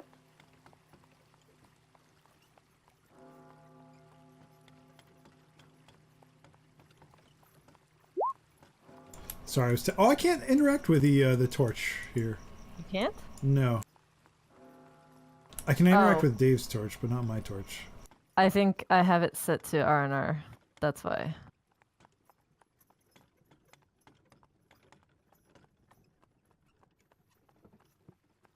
Yeah. I don't want So your I'll torch. just have to move it for you. Okay. Sorry, I'll try to stay in the squares. I just realized I was not on That's the alright. grid. No biggie. Can we just proceed at our own pace, or? Yeah.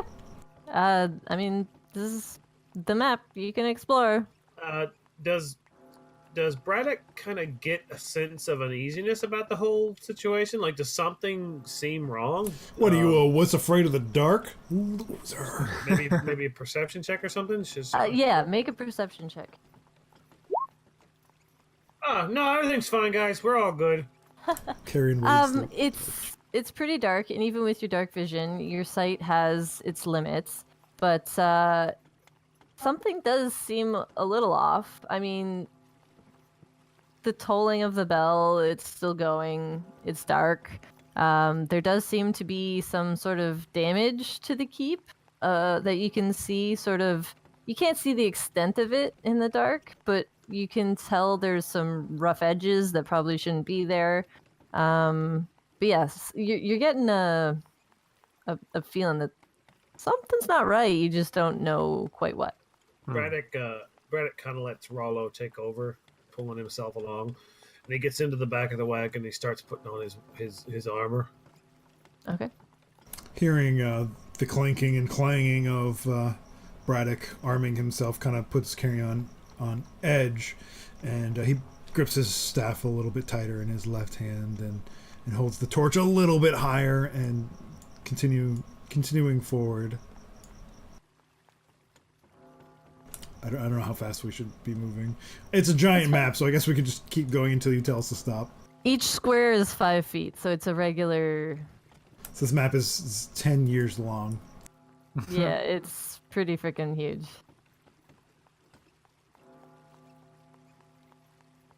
Bravo Corp, not Bravo Corp. Yeah, the B name problems is gonna get to me too. Tell me about it. Braddock speaks up. Try not to get too far ahead there, Carrion. Well, I just assume that we're all moving at the same pace. He's just moving, and I assume he's not moving really fast. He's not outrunning anyone. I just assume the party's behind him. Oops. As Don't he mind moves. that ping. That was just me. Hey, look at this, guys. It's you. Place in the monster that's gonna kill you. So, sorry, go ahead. Stopping? I was gonna say, can I do a perception check to see if we're in any danger, immediate danger? Make a perception check, yeah. I'm so sorry, guys, on the stream. You're watching nothing. Oh no! Okay, you're watching things again. It is a huge map. Maybe just like zoom out for a bit. Good call. You're so smart. That's why you're the DM. Yeah.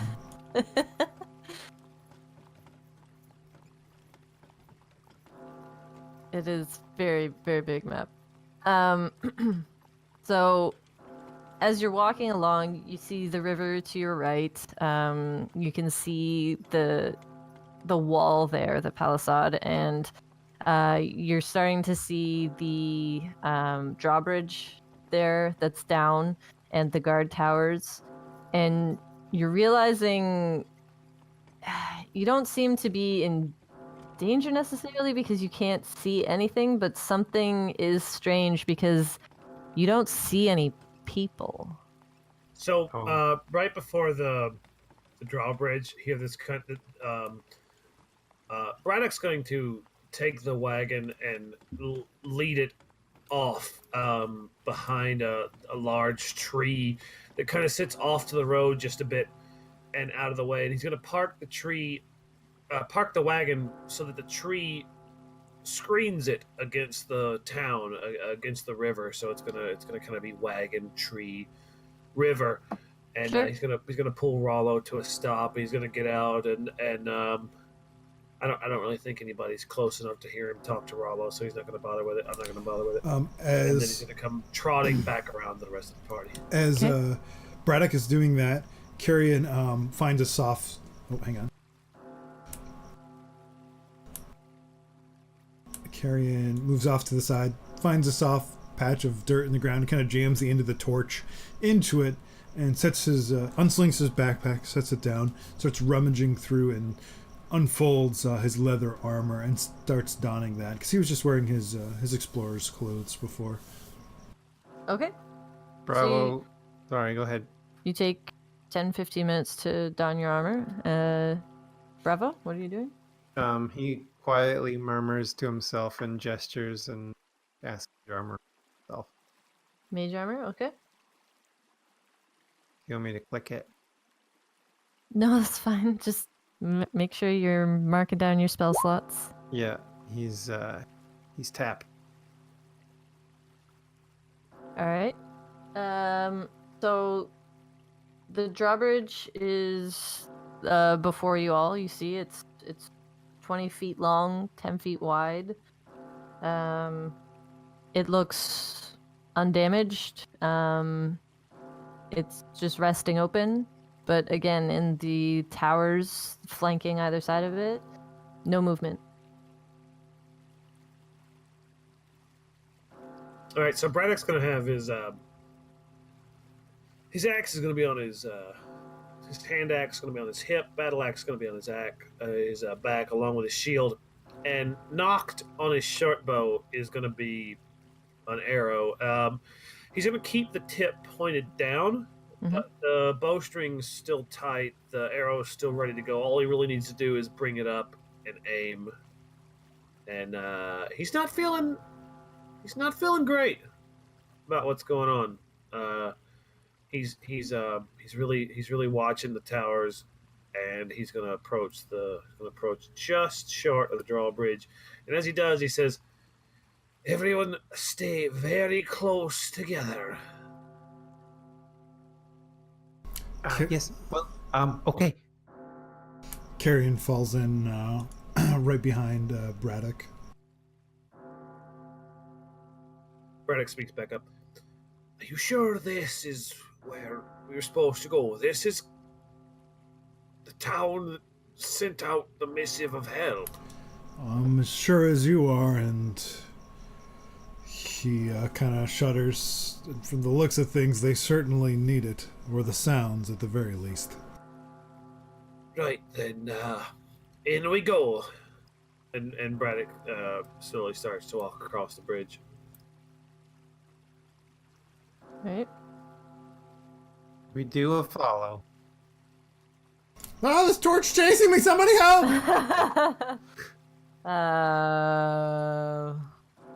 Yeah. That dynamic lighting, though. It's so good. Love it. It's like way better than the last campaign you were in, huh, Travis? Yeah, I mean, that campaign was Cut short. Oh, yep, still behind. He's moving at weird angles. God damn it! Sorry. Not you, him. Oh. You moved the wrong torch. That's mine. Oh, my bad. I'd like to imagine. I can control everything, so I just grabbed one. No. I'd like to imagine that the wizard and the druid actually get into a fight about whose torch is whose. Can I make a perception check? Yes. Okay. Because I feel like I can see something that's going to be kind of scary.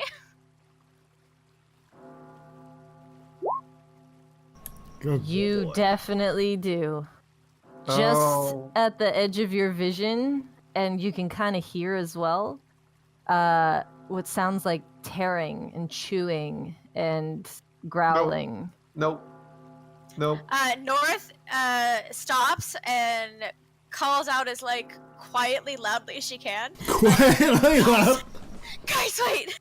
Hold on. And she stops and says, I think there's something ahead. It sounds... Everybody roll initiative. No! Oh no! We don't want to do this. How do I do that again? Carrion's torch just came over. Looking for initiative. Top. Looking. Top left or right? Oh my god! In Why the am middle. I going first?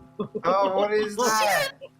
Don't worry, guys. I'll save the day. Me, the 14-year-old. I will also help. Holy crap. I'm cool back here, guys. Sick. Carrion. Alright, so Wizard cool back here. Yeah. you don't get a surprise round because though they were distracted, Carrion's torch has alerted two large wargs No. in the courtyard. I had no control over the torch. This is not my fault. Kill it. You're carrying it! What are you talking about? That thing is bobbing all over the place. I don't know what it's doing. Put it out. Alright, so, you're currently, the Bradok and North are behind a large boulder, that you can see is in the ground. It looks fresh, but Fresh fold. you hear just at the edge of your range of vision the growls of the wargs, and as they detect you, you begin to hear. Do they look friendly? No. Man, Their muzzles, Sound friendly. their muzzles are covered in blood, Mm. and you can see they were eating a dog. Oh! maybe it was a pinata filled with strawberry jam. But Carrion and North, you have the drop on them. What would you like to do? Run away. No. Mm-mm. I am going to, let's see. I'm going to probably use one of my spell slots. Carrion is going to cast,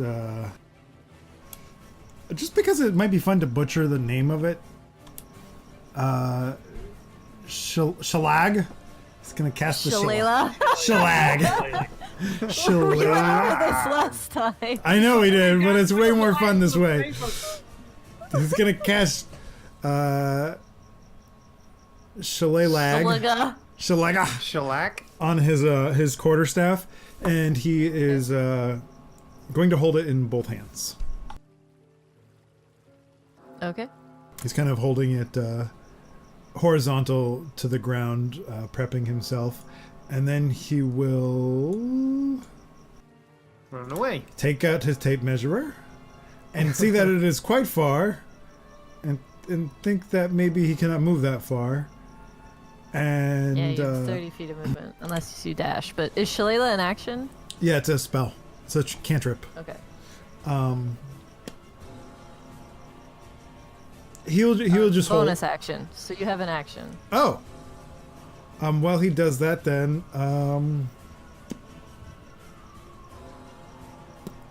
how far does a sling go? That's a great question. It should have a range on it if it's in your Yeah, I'm checking. He gonna do that. All the way. 30 feet. Well, 30 feet normally, and then above 30 feet, it's at disadvantage. He's gonna prepare an action instead to strike at the warg the first warg that comes charging at them, assuming they do. What have you done with the torch? Oh, good point. Yes, now you're holding your He just staff let in it fall your to the hand. ground. Yep. Okay. It's there. Okay, no problem. All right, North, it's your turn. Okay, I am gonna go ahead and use, I'm gonna use a cantrip. I'm gonna use guidance on Bradok. Okay, you reach out and you touch the dwarf and cast guidance.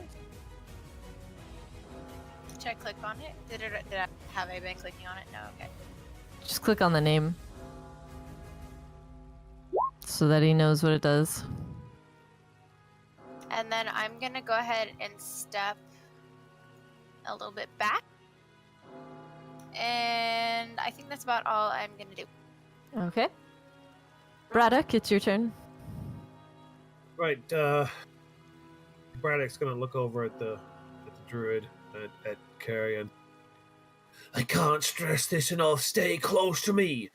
And he's going to fire off an arrow at that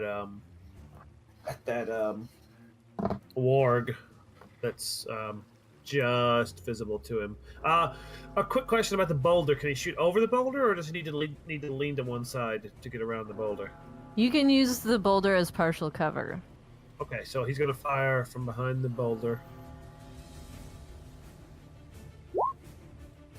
18! Alright. Yeah, that'll hit.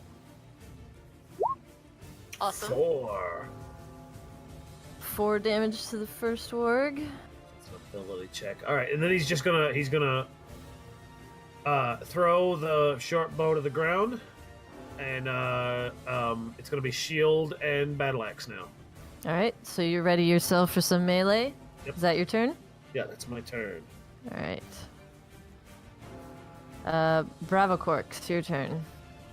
I can't really see anything.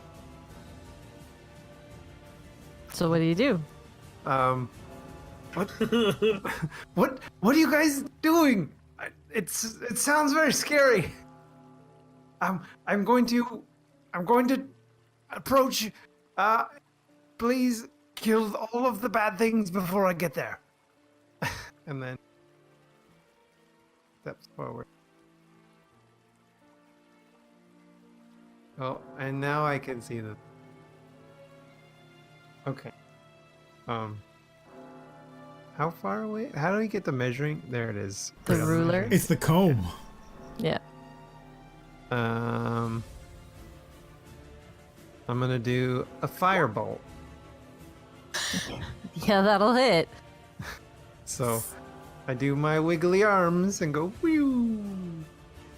A temporarily bright bead of light shoots across the courtyard and impacts this large, like actually large beast, and it howls in pain. But it doesn't catch fire, but you can see a bit of smoke rise out of the fur. Take that, foul demon! Is that your turn? Yeah. Worg's turn. They can move. Is that a drainage grate we're seeing in front of him? This is a well. This is a hole. That's interesting. Oh, 50 feet. Okay. So, this first warg is getting all up on you. And I'm gonna use my prepared action and whack him good. You sure are. I'm gonna try anyway. No. Believe in me. Good try. What do you mean no? Screw you, buddy. Dead warg. 16 is a hit. Roll for damage. No, Whoops. you just clicked that Yep, hang on. Wrong account. You did. Damage. 6 damage. 6. Nice. Conk, conk, conk. It was terrible. So, watching this large wolf-like creature bound towards you, you were ready for it, and you reach out and whack it with your quarterstaff, and with the extra druidic magic empowering it, you hit the beast sort of across like the neck and chest, and it yelps in pain. Can I add a looking touch? hurty. Huh? Can I add a druidic touch to the staff? Like maybe some little thorns come out of the end and maybe some leafy greens? Well, like that's what the shillelagh does, is it makes Okay. it more That's what I damaging. wanted. Yeah. Yeah. Yeah. So this warg is going to attempt to bite you. No. That was not part of the agreement. I bonk, and that is end. End. To A 17. to that end, hold on. To that end, he's going to Bradok is going to impose disadvantage on that attack. How? When a creature you can see attacked a target other than you that was within 5 feet of you, you can use your reaction to impose disadvantage on the attack roll. You must be wielding a shield, which is what Braddock's doing right now. Oh, okay. So you use your reaction to thrust your shield in the way of the attack. Does a 12 hit? I get real bit. It hits, okay. So you try to get in the way of the attack, but this warg is like twice your height, so it manages to attack the druid regardless of the shield. So you take 7 piercing damage, That's way more than I did by 1. and you have to make a strength saving throw, please. Okay. as its teeth sink into your shoulder. No. Oh, you manage to stay upright, although the weight of this creature landing and attacking you almost knocked you from your feet. Well, I'm gonna You bonk him managed to stay again. upright. Better believe it. The other warg.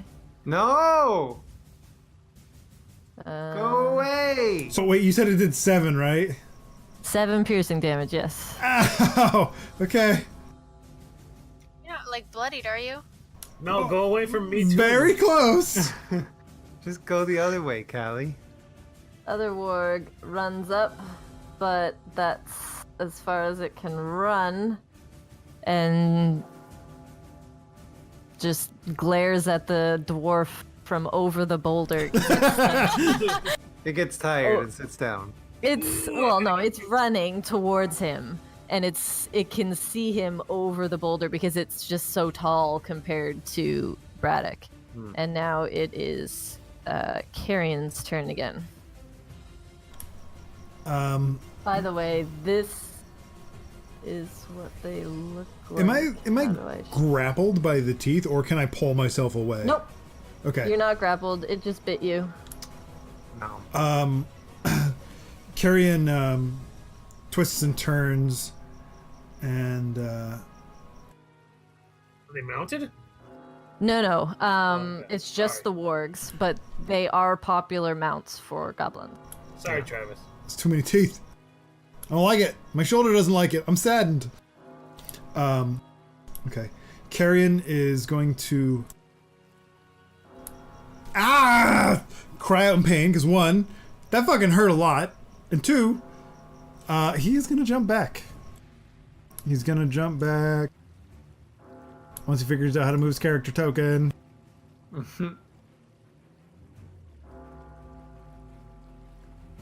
If you move out of his reach, you'll incur an attack of opportunity. Oh, do I? All right, Yeah. Where was I? Right there. Yep. Leaving threatened space is Does the 5-foot rule still apply if I take a 5-foot step? Is that still a free action? not in 5e. There's no 5-foot step rules. What about disengage? Hang on. You can use your action to disengage, and you will not incur the attack of opportunity. But it's an action. Do spells still take the attack of opportunity if I cast a spell?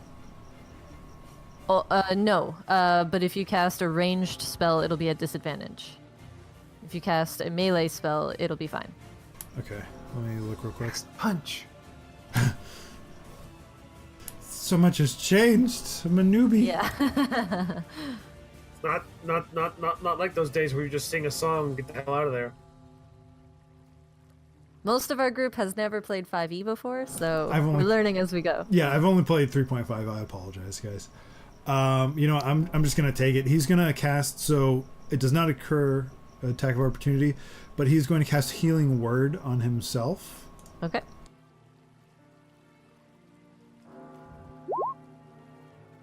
Oh, there you go. So the Nice. wound in your shoulder begins to knit together, and the blood stops flowing, and you feel your vitality return. Bum. And I guess that is it. Unless you have a bonus or something you want to do. I don't think I get a bonus action. I'm good. All right. Then it's North's turn. Okay. So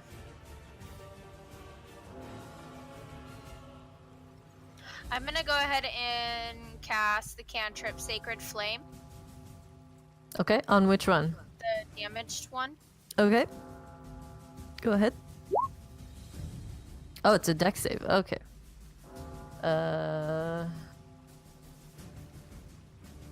Can you just Ye- crit it again for like 30 damage? That'd be great. He does not succeed. So he takes full damage, 6 points. Full damage, 47 points of damage. He's looking very rough. Kill him. He's bleeding very heavily. You got anything else? No. Do you want to say Okay. anything? I'm gonna. Well, Maybe worry about your buddy Carrion. No, you healed yourself. Whatever. You're good. No. I'm just gonna kind of be focused on trying to get this damaged person down. And since Bradok has guidance on him, it should hopefully help with this kill. Maybe? Guidance works for ability checks, not attack. Yeah, the ability checks, if you open up your character sheet, they're on the left. So it's like Arcana, Perception, Stealth, all those he would get to add a D4. Maybe he wants to do acrobatics and tumble. Hey, Combat roll. It's like rolling a rock down a hill. We'll barrel roll. Yeah, I'm good. Okay, Bradok, your turn. All right, Bradok immediately wants to combat roll. No, I'm just kidding. Acrobatics check. Can I jump over the Worgen? No, Bradok is going to attack the warg that just attacked Carrion. Okay, So I'm going to swing away. Gonna battle axe that. You swing at it, but it rears back just as you do, and you miss. Alright. Yeah, that's gonna be his turn then. All right, Bravo Corks. With quick determination, Bravo Corks says the incantation again and hurls another tendril of flame at the warg, seeing his friends. So it doesn't do anything, does it? It soars past him. You've just missed his backside there. And it hits the other warg and kills it in one shot. Woo! Almost. If you had advantage, oh man. Is that your turn? Yeah. Alright. The wargs. Well, Actually, what? I'm gonna move back. Oops. Yeah, that might be a good idea. I'm just gonna do one of those. You do have 30 feet of movement. Just gonna do one of those. Okay. Because the wargs have 50 feet of movement. So, alright. This I didn't warg, hear that. having a taste for druid blood, is going to attempt to bite Carrion again. The same one from before? Yeah. Alright, Bravo, shoot! Does a 10 hit? Yeah, Braddock's gonna... No, it does not. By one. Oh, alright. So, Pretty knowing impressive. what's coming, Carrion is able to sort of use his staff to catch the mouth and just angle it just so enough that it doesn't catch on to you. The other warg is going to get around the boulder. Its shoulders are kind of stuck between the boulder and the house, but it's got reach. So it bites down at Bradok. If I didn't use it before, I definitely want to use public disadvantage this time. Does a 10 hit? That's okay. Callie can keep doing Callie rolls. Yeah. That'd be great. The warg is simultaneously trying to step over this boulder and around this house, and it rears down to bite this small dwarf in front of it, and the teeth scrape across the metal of his armor, and you just hear the shriek of bone on metal, but it does no damage. Right, Carrion's turn. Oh, you best believe this dude's gonna get bonked.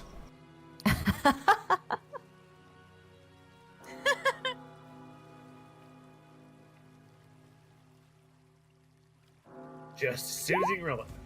Oh, nice. Yeah, that's a hit. I did it again. No. Again. It's because I roll it here and then I look here and I'm like, Yeah. hey, it was so good. Ooh, very nice. That's Alright. a bonk. So, you I mean, like before, you've already hit this beast, so you know where its weak spots are. It's bleeding heavily. You put your weight behind it as you slam your quarterstaff into the creature, and it kind of whimpers a bit and then slumps to the ground, dead. Yay! Woo! Yay! Good job, You Carrion. narrowly avoid getting caught underneath that body as it falls to the ground. We solved the Worg puzzle. Well, there's still Half one of Worg it. up. Is that your turn, Carrion? Can I move after I attack in 5? Yes. You can move whenever. You can even break up movement. Oh, well, Carrion's gonna scooch. Hang Carrion's on. gonna move, shimmy, move, shuffle, move a little more. So you could like move, attack, and then move? Yep. Oh.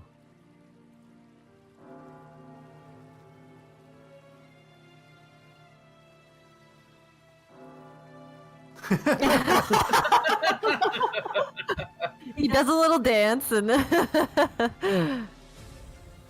Do I trigger an attack of opportunity if I'm already within his melee range?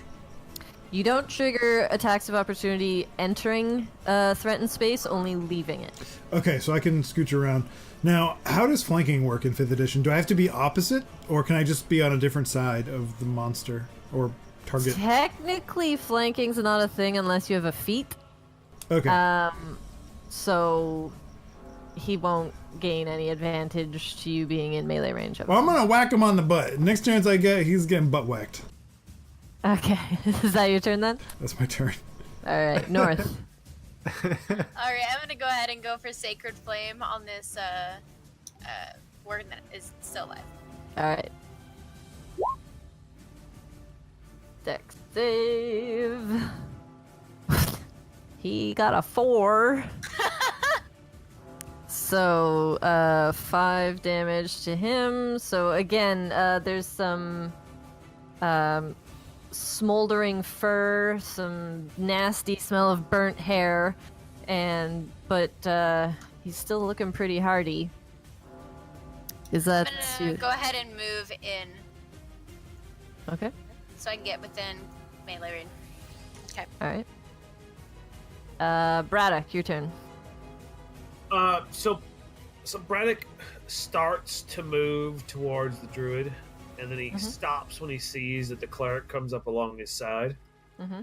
and he kind of readies his shield even more because he knows he's kind of got to keep her a little more safe than he does the druid, and he's just gonna haul off and swing his battle axe at the Worg right in front of him.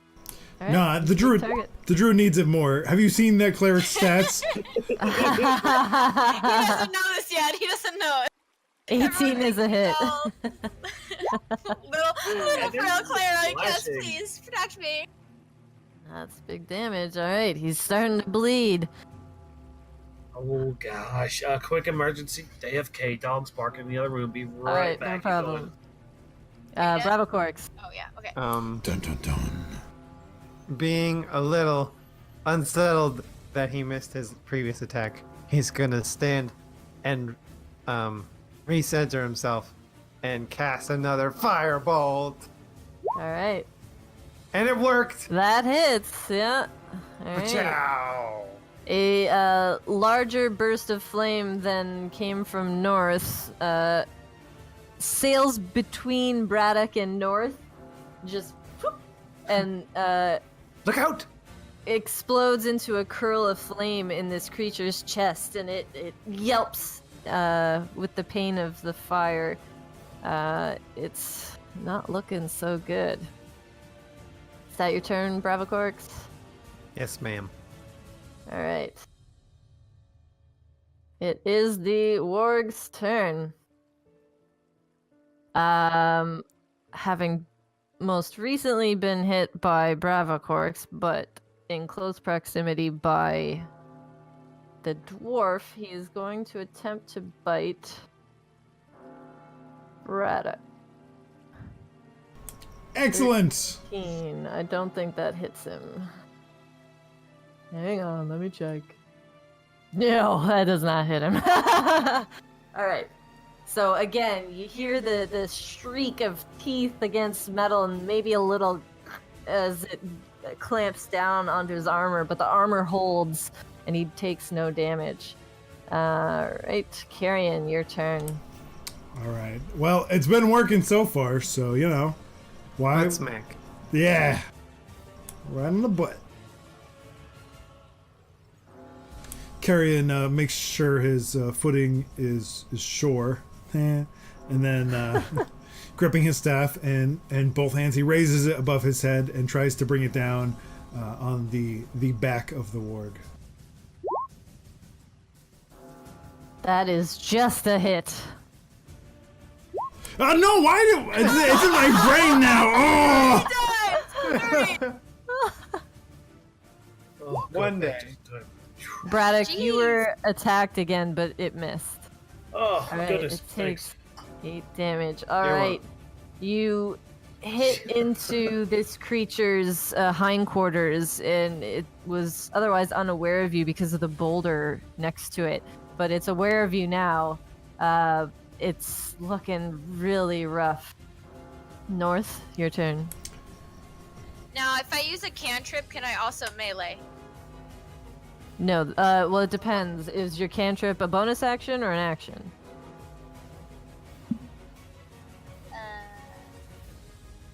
Which one do you want to is it cast? attack? Okay, I see.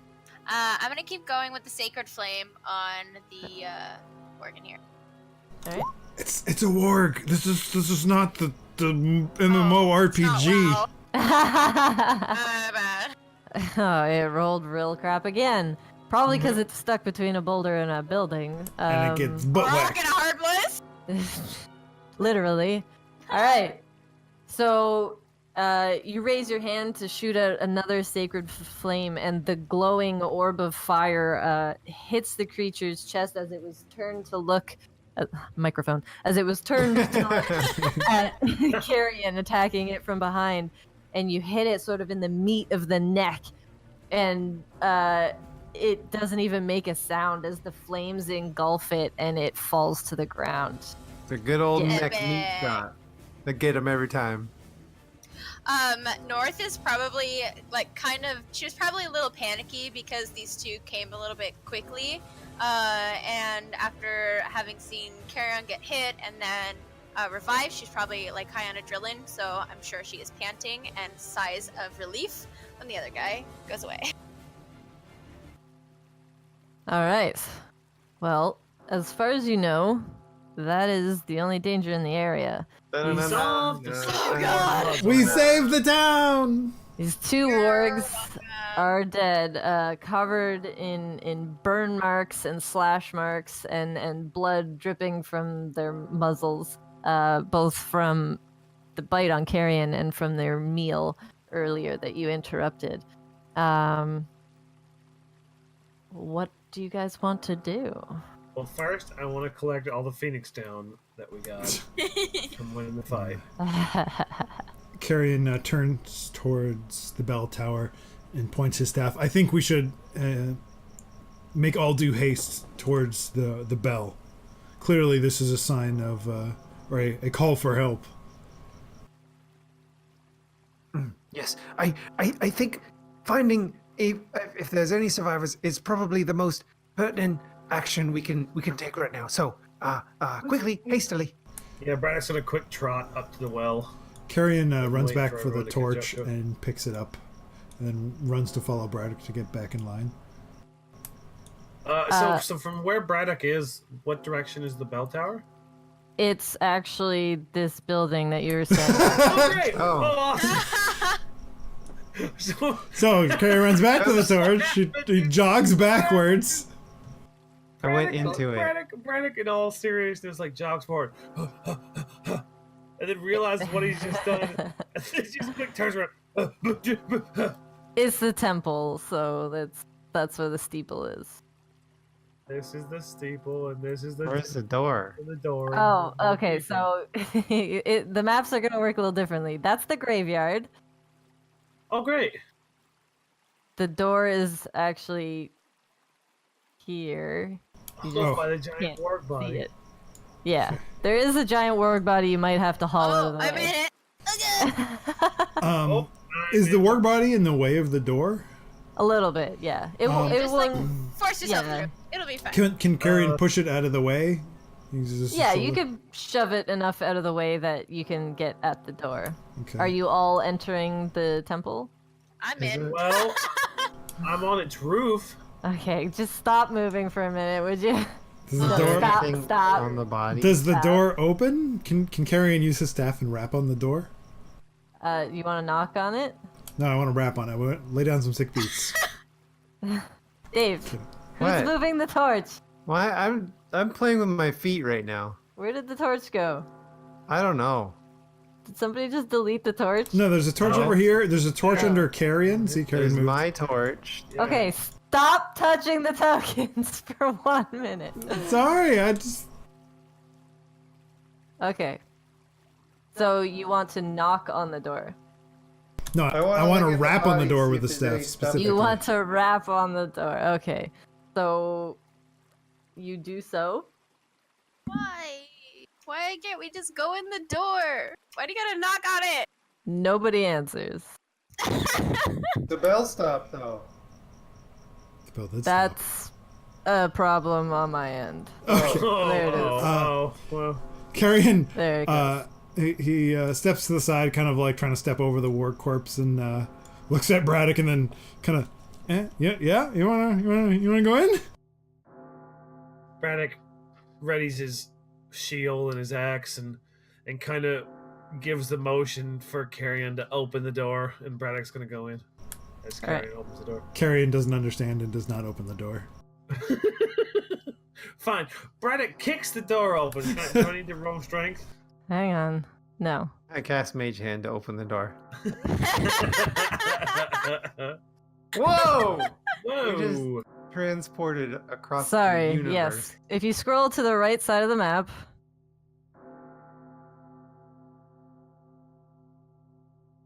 Now you will be able to enter the door. All right. Braddock's in first. Is now a good stopping Backwards, point, apparently. or should we keep going? Yes, we can stop now. Yeah. I'm a sleepy old man. Oh, okay. Outside the building. Okay. Outside the building. I didn't really We'll start make next out. time with Braddock kicking down the door.